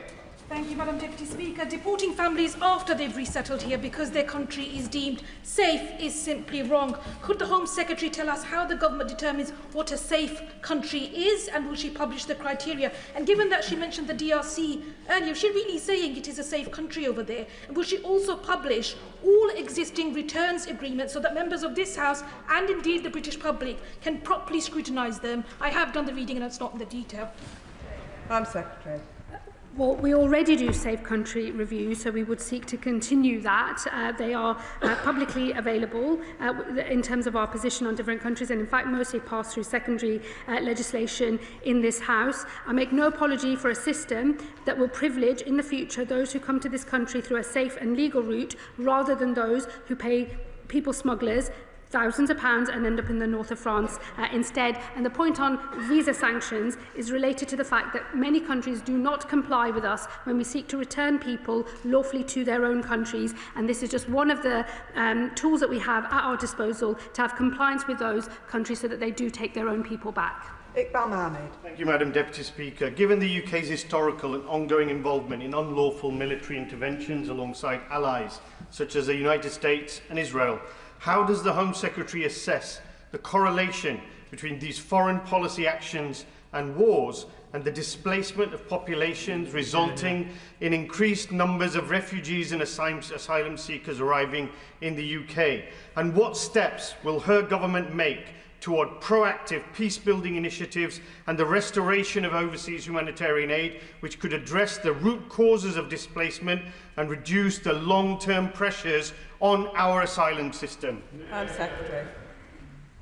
Well, the government always plays its full part in peace processes wherever we can. We put our shoulder to the wheel on the delicate and diplomatic efforts that are required to bring conflicts to an end. But that is not actually what is relevant for what we're discussing today. We have a broken system today. We have thousands of people stuck in the system today, and we have thousands of people coming on boats through the north of France through reasons that are nothing to do with the British government, but we still fulfil our international obligations, and we will do so going forward as well. But I make no apology for wanting to move to a system where we incentivise safe and legal routes instead. Colette Hamilton. Thank you, Madam Deputy Speaker. I agree with the Government that we desperately need to tackle the issue of illegal migration. I hear this at the doors and see it in my mail each week in Birmingham, Erdington. Can the Home Secretary tell us how, after these proposed changes come into force, how quickly will the Government ensure that safe legal routes are in place, because this will be the key to stopping the boats? And also, how will the Government deal with the issue of those that have claimed that they are minors, but they're clearly not? And that is another massive issue. Thank you, Madam Deputy Secretary. I thank my honourable friend. We are moving to a system of age verification based on AI modelling, which we believe is effective in actually being able to verify someone's true age. So we are moving on that. And let me assure her, we will move to legislate on these, consult and then legislate on these measures as quickly as possible. I am seized of the need to move quickly to restore public confidence. And as we get order and control into the system, we will start opening up the safe and legal routes. They will be modest to begin with, but they will grow and be more generous over time as we restore order and control. Sarah Perchin. Thank you, Madam Deputy Speaker. The Daresbury Asylum Hotel in Runcorn has been emptied thanks to my by-election campaign. But what assurances can the Secretary of State give my constituents of Runcorn and Helsby that the many HMOs in Runcorn will be emptied of illegal migrants and criminals under her government, and that they will be deported without delay, never to be allowed legal entry into the UK? Well, it is this government that is exiting hotels and will do so. It's a manifesto commitment that we will do so by the end of the Parliament, and I intend to bring that forward as much as possible. And let me say to her, we will always fulfil our international obligations, but I make no mistake for wanting to privilege safe and legal routes rather than illegal entry into the country. Samantha Niblett. Thank you, Madam Deputy Speaker. Every single day I campaigned in South Derbyshire whilst a candidate and since becoming an MP last July. Immigration has been the #1 issue dividing my communities. They have either been pushed to apathy, and we're talking about Labour voters here, or they've been pushed towards reform. I cannot thank her enough for today's statement because finally at last my constituents feel heard. But my question to her is, how frequently can they expect an update so that they can see that these promises being made today will result in delivery sooner rather than later? Home Secretary. Well, I thank her for her comments and her question. Let me assure her that I know that the way to build public confidence in the new system is not just to announce the reforms here, but to get on with legislating and then implementing those reforms so that her constituents, my constituents and people all across the country can see the impact and can see that we can fix this system and that the public confidence in having an asylum system at all can be retained. Adnan Hussain. Thank you, Madam Deputy Speaker. Stripping people of the very few belongings they have left after fleeing war and persecution runs contrary to the very principle of asylum, a principle rooted in protection and compassion. So I ask the Home Secretary, how do such measures help address the real root causes of displacement and the refugee crisis, war, destabilisation, persecution and dangerous crossings? Secretary. Well, I shouldn't be surprised to see the honourable gentleman indulging in misinformation here. Let me tell him the example I used in my speech. Somebody who has access to £800 a month from their family, has enough money to acquire an Audi and is not expected to contribute to the cost of his asylum support at all. I think it is right that we change that. British citizens have to have give account of the assets they have before they access benefit support. I don't think that these individuals should be in a privileged position if they have access or have assets of high value. I've made it very clear when this is not about taking jewellery off people or their wedding rings and so on at the border. That will never happen, but it is right that those who have assets are asked to contribute to the cost of their asylum accommodation. Abtisam Mohammed. Thank you, Madam Deputy Speaker. Under the previous government, we have had hostile policy after hostile policy, from the go-home bans to Windrush scandal to Rwanda, all of which failed to deter dangerous crossings or fix the asylum system. What is dividing communities is the constant anti-refugee rhetoric pumped into our politics, which has resulted in the vile racism that the Home Secretary has been subjected to, vile racism that I have been subjected to, vile racism that my mother has been subjected to. Let's be clear, there are some people who will never be appeased, who will constantly stir hatred in our communities. The new proposals of forcing refugees to reapply every 2 years just adds huge cost and pressure to an already overstretched system. Has the Home Secretary assessed the cost to the Home Office of processing thousands of repeated applications, an area of law in which I used to practice in, and how will this impact on an already overstretched system facing huge backlogs? Secretary. Well, let me tell her, what I think is dividing our country and communities all over our country is an unfair, out-of-control system that's putting pressure on communities across the whole of the nation, and it is incumbent on me as a Home Secretary and on this government to fix that system and to retain public consent for having an asylum system at all. And it is also my job to make sure that we have the administration capacity and the funding to enact these reforms, which we will. Gareth Snell. Thank you very much, Madam Deputy Speaker. If you look at a heat map of where asylum dispersals take place, it tends to be in the city London and then the towns and the cities of the Midlands and the North West that least have the resources to help them. And thankfully, in Stoke-on-Trent, we've got organisations like our CAB and ASHA who are doing what they can. So can I ask the Secretary of State, when she is looking at this policy in the round, as she will do, can she look at that dispersal mechanism to make sure that everyone is taking the support that they should do? And could I also go on the point around the national referral mechanism for modern slavery? It is one of the most difficult pieces to access if you are somebody who has been trafficked into this country. You need to be put in by a national first responder through a third party. Can she set out a little bit about what her changes are going to be and give an assurance that those national first responders won't be removed from that process because they do a very good job in vetting people before they get access? thank my friend for his two questions. Let me assure him that we already run a dispersal model which is designed to ensure that the burden is spread out across the country, and we will carry on doing so. And on modern slavery legislation, we've already consulted. That consultation has closed, and I will be looking carefully at the responses that we have. This is a very well-intentioned, much-needed piece of legislation. I do believe that it's important that we crack down on modern slavery in our country, but it is being used to frustrate legitimate removal of people from this country. I saw that just within the first few days as Home Secretary, where I had to change policy very quickly to prevent people thwarting their referral, their removal to France under the one-in, one-out deal. That is what I have in mind, and those are the changes that we will make. Colin Naismith.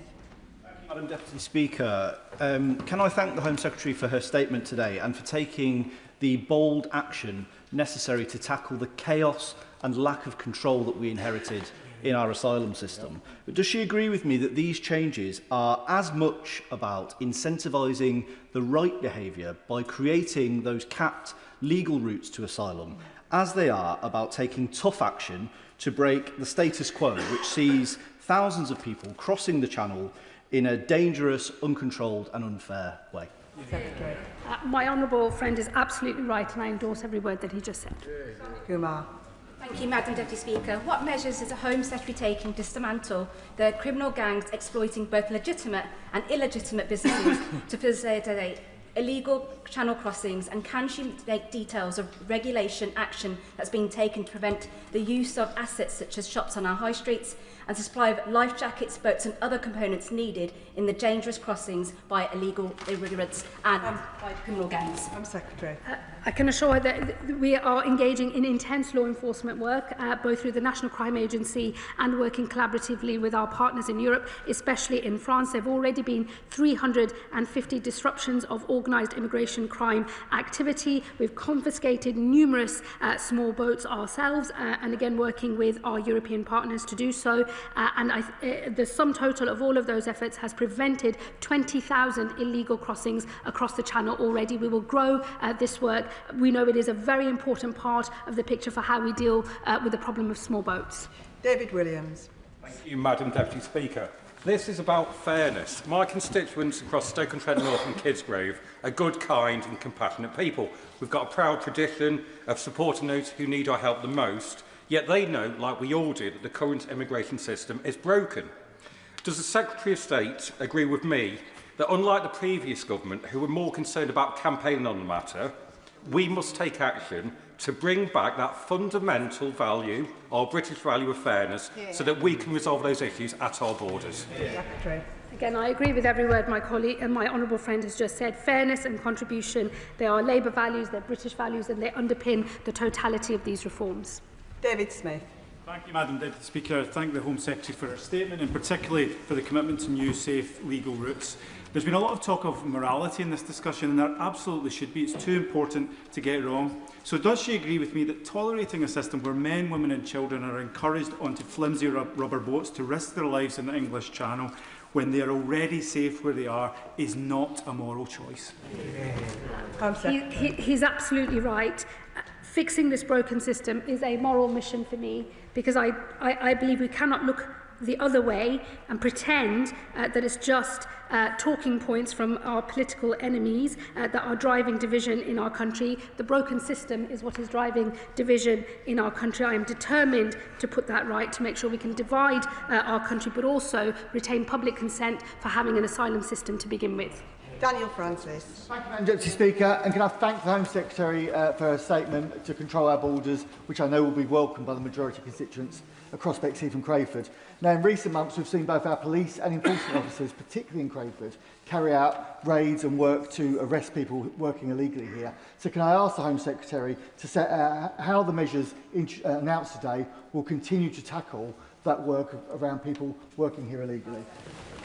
Well, cracking down on illegal working is absolutely crucial to all of these reforms, and to make sure that we can retain public consent for not just our asylum system, but for our legal migration system as well. We've already seen a record number of raids, over 11,000 since this government took office, leading to 8,000 arrests and over 1,000 removals of those with no right to be in this country. We will build on all of that work. Charlotte Nichols. Thank you, Madam Deputy Speaker. Warrington has one of the largest communities of Hong Kongers in the country, many of whom I met with over this weekend, where they reiterated their profound concern that the BNO 5+1 scheme is at risk as a result of the government's wider agenda on tackling issues in the asylum and immigration system.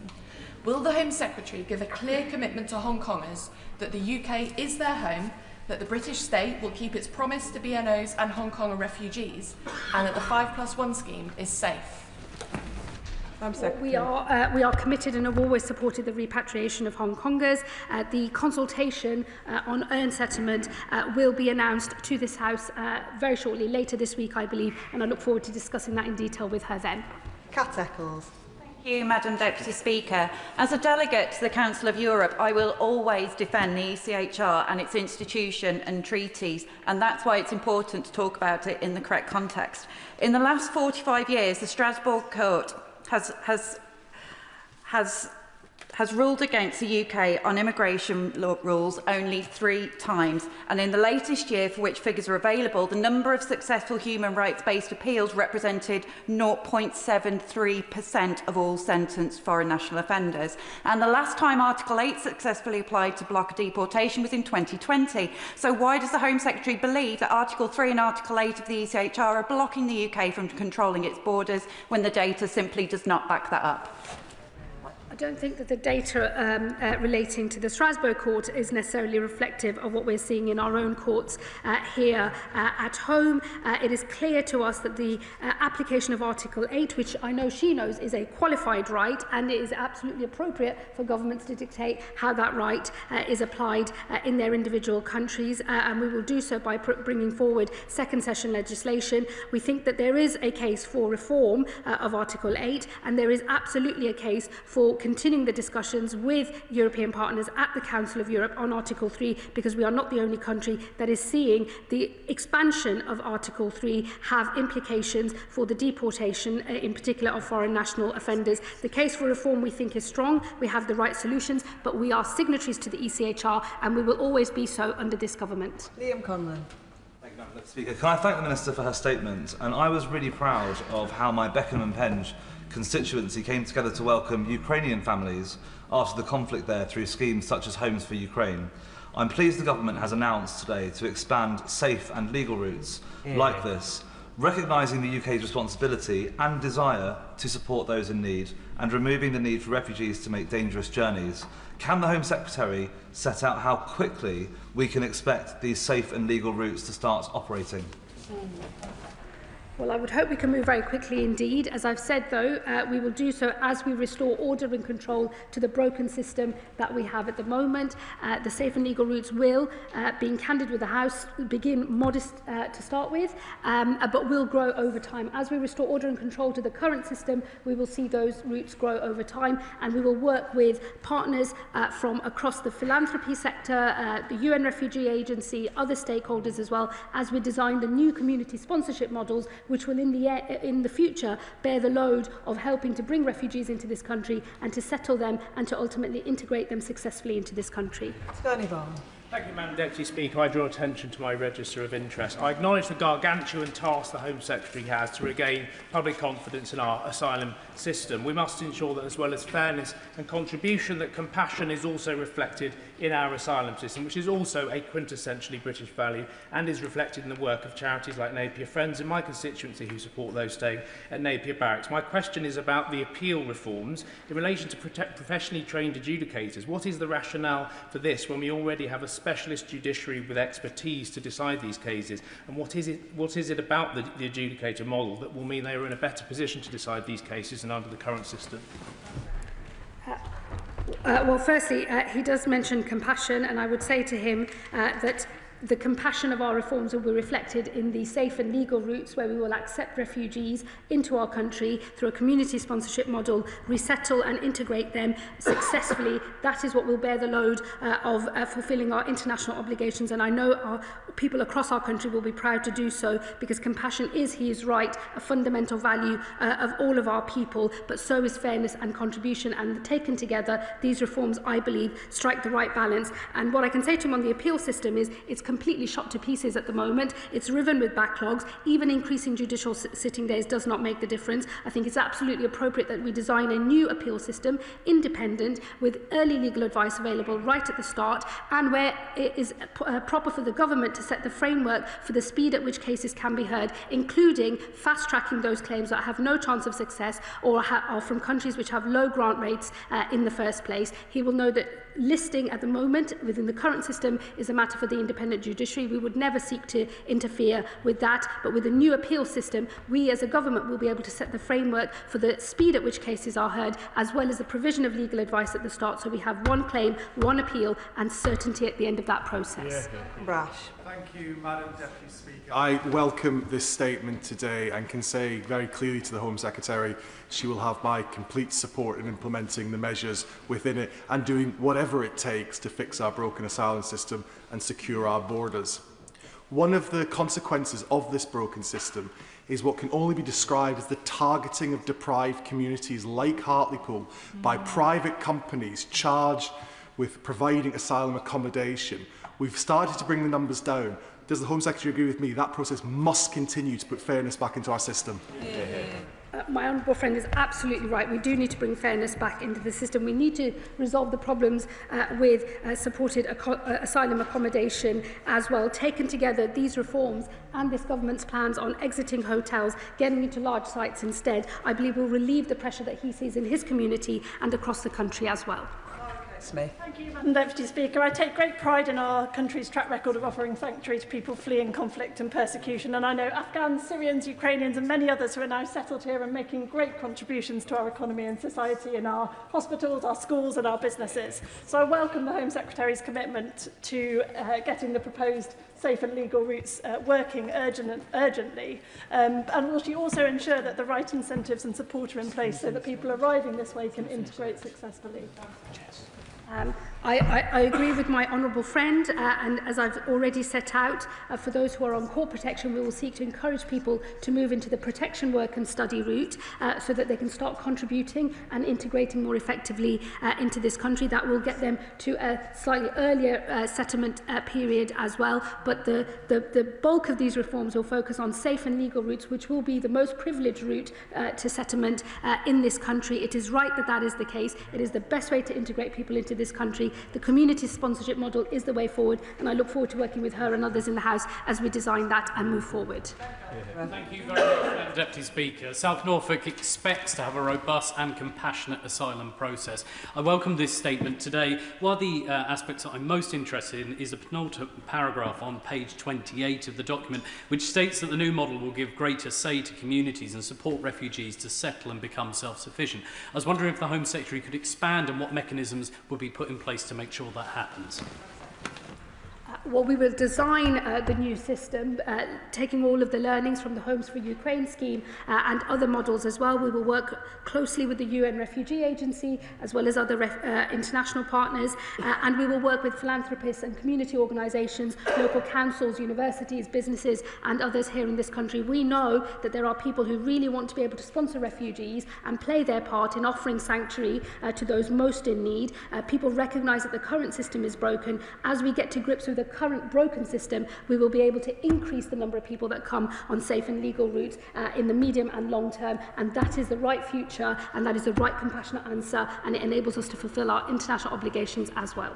Jacob Collier. Thank you, Madam Deputy Speaker. The Home Secretary has outlined common sense measures to ensure that the British public is no longer asked to fund or accommodate foreign national offenders. At the same time, she is right that our country has a proud and long-standing tradition of offering sanctuary to those fleeing persecution. So therefore, can she confirm that the United Kingdom will send no individual back to a place where they may be tortured, killed or persecuted?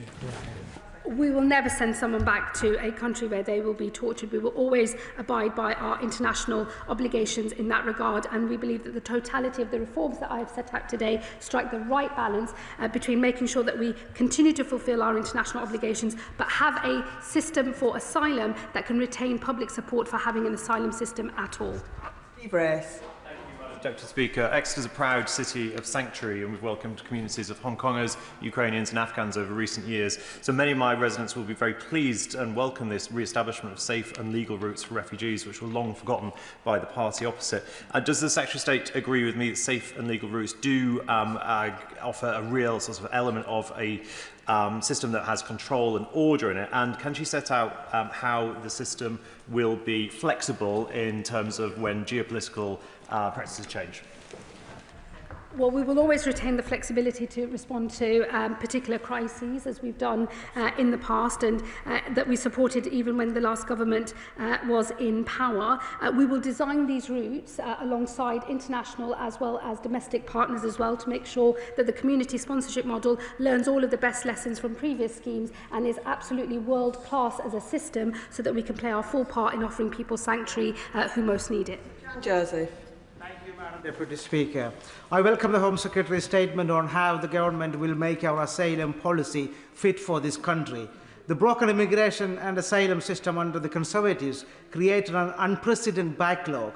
This hindered the Home Office's ability to process legitimate cases, including nurses and care workers working in NHS and care homes who are seeking to extend their work visas. How will the Home Secretary ensure that the measures she has announced will be properly enforced so we can restore order to our borders? Well, I can assure him it will fall to me to make sure that the system we have is capable of implementing all of these reforms. We will consult and legislate as quickly as possible, and it is on me to make sure that the Home Office can handle the work that's coming its way. But I would assure him that getting the administration is a part of the picture, but getting these reforms passed and implemented across the country is the most important thing that we can do.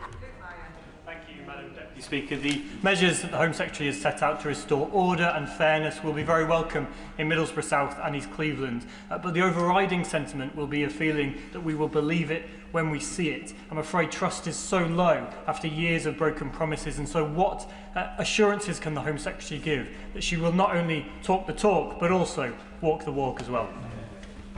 Oh, I can assure him I don't believe in doing anything other than walking the walk. I totally hear what his constituents will tell him. It's what I hear from my own constituents. We will believe it when we see it, because it is a low-trust environment, and over many years, trust in the immigration system overall has been degraded. It's why it's something that is causing such division today. It is on me to make sure that this package of reforms is implemented. It's on me to make sure that the Home Office is able to implement them effectively, and I would say to his constituents and people all over our country, judge us on what we deliver through these reforms. Thank you, Madam Deputy Speaker. The proposal to raise the threshold for indefinite leave to remain from 5 years to 20 is deeply concerning. At a time when far-right groups exploit fear and spread misinformation, our government should lead with compassion and fairness, not forcing some of the most vulnerable in our society to live in limbo for 2 decades. Will the Minister explain how denying security and rights for 2 decades reflects British values of justice and humanity? And what will access to services look like for people during that time? Tell my honourable friend not to defend a status quo that sees people spend thousands of pounds paying people smugglers a ton of money to get on a boat and come across the channel through a dangerous crossing that puts their own lives and that of others at risk. I would really urge him not to defend a broken status quo, engage with the detail of these proposals, which reflect a new protection work and study route, which will be open to those who are offered core protection in this country, and that we will open new safe and legal routes as well. Thank you, Madam Deputy Speaker. Does the Home Secretary share my concern that the scrutiny from the benches opposite is somewhat sparse this evening? But on a more serious note, can she reassure my constituents that one of the key outcomes of this statement is that we will finally bring down the taxpayers' bill for asylum accommodation? Time and again, this is a concern raised with me by my constituents, and to reduce that bill will help many feel that there is far greater fairness in our asylum system. Well, I suspect the lower numbers on the other side are down to the fact there's not that many of them anymore. And what I would also say is he's absolutely right on the cost. Fairness and contribution are the principles that underpin this asylum policy statement. And I hope that as we bring costs down, we can retain public support for the asylum system overall. Madam Deputy Speaker, there are quite a few things needing challenged in this statement. First off is that Britain has always been a welcoming, generous and warm place for immigrants and people seeking asylum. There will be many people from an Irish background whose ancestors faced prejudice, as there will be many Jews and Muslims that have been the victims of anti-Semitism and Islamophobia. And let's not forget about the Windrush scandal. With what we have heard today, I'm afraid the government has surrendered to past discriminations and the vile rhetoric of reform that we hear today. Does the Home Secretary not see that removing the legal obligation to support asylum seekers who would be otherwise destitute is as far away from Labour Party principles and values as we can get? Again, I would just really urge my honourable friend not to defend a broken status quo and not to defend people who commit crimes and are funded by the British taxpayer while they do so. Jonathan Hinder. Thank you, Madam Deputy Speaker. Having gangsters control who comes into our country is intolerable. It's not fair, it's not humane, it's not socialist. And my constituents in Pendle and Clitheroe say to me that they just want control. They want the politicians they send to this chamber to make the decisions on who comes into this country, not the gangsters. So can the Home Secretary reassure my constituents that she will not rest until every migrant, refugee or otherwise, comes to this country through a safe and legal route? Well, I thank my honourable friend for his question. He is absolutely right. There is nothing humane or socialist or indeed any other group that people might want to put themselves into about paying people smugglers a lot of money to get into a boat in the Channel. It's a dangerous thing to do. It fuels further crime. It is not the way that people should seek to come to this country, and I will not rest until the way that people come to this country to seek refuge, be granted refugee status, is through a safe and legal route instead. Final question, Amanda. Thank you, Madam Deputy Speaker. I want to start by fully supporting the Home Secretary's statement today and in getting the balance right. In Ports of North, we've seen how quickly immigration misinformation can spread on our high streets, on local forums and even, Madam Deputy Speaker, forcing businesses to put up signs on developments to say who will be living there. This chaos took hold because the Tories never got a grip, gave up on governing and allowed division to reign across our country. Does the Home Secretary agree that our new enforcement plans and streamlined appeals system are essential not only to enable much-needed action, but also essential to restore trust and give clarity to stop refuelling misinformation division in our communities? Well, I do agree with my honourable friend, and I endorse every word that she said, Madam Deputy Speaker. And that concludes the statement. Point of order, Carla Denyer. Madam Deputy Speaker, the Secretary of State accused one of my Green colleagues of hypocrisy when in fact she was objecting to the warehousing of asylum seekers in military barracks, which is a position in line with Greens in the Chamber and in fact all major refugee rights organisations. So, Madam Deputy Speaker, I do wonder if the Secretary of State would like to withdraw her grossly misleading remarks and baseless accusation of hypocrisy. Point of order, Adnan Hussain. I understand that this also relates to remarks made by the Home Secretary. Intervention, the Home Secretary stated, and I quote, that she shouldn't be surprised to see the honourable gentleman indulging in misinformation in here. Madam Deputy Speaker, I take my responsibilities in this House extremely seriously. I'm confident that every point I raised was made in good faith, based on publicly available information, and was neither misleading nor inaccurate. May I therefore seek your guidance on how a member may respond or have the record clarified when a minister makes such characterisation without providing any evidence, clarification or correction, in particular where it risks implying dishonesty on the part of a member who has had no opportunity to respond further at that moment.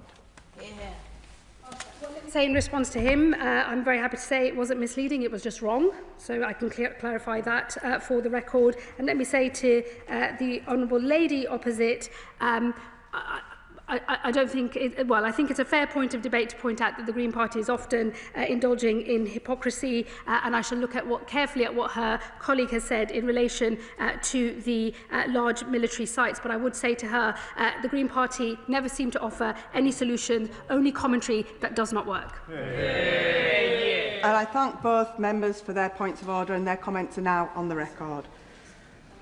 We now proceed to read the orders of the day. Biodiversity Beyond National Jurisdiction Bill Committee. No.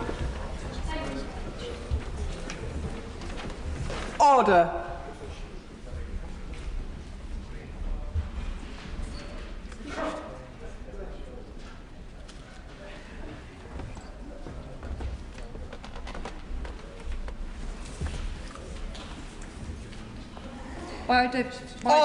Biodiversity Beyond National Jurisdiction Bill. I remind members that in committee, members should not address the Chair as Deputy Speaker. Please use our names when addressing the Chair. Madam Chair, Chair and Madam Chairman are also accepted.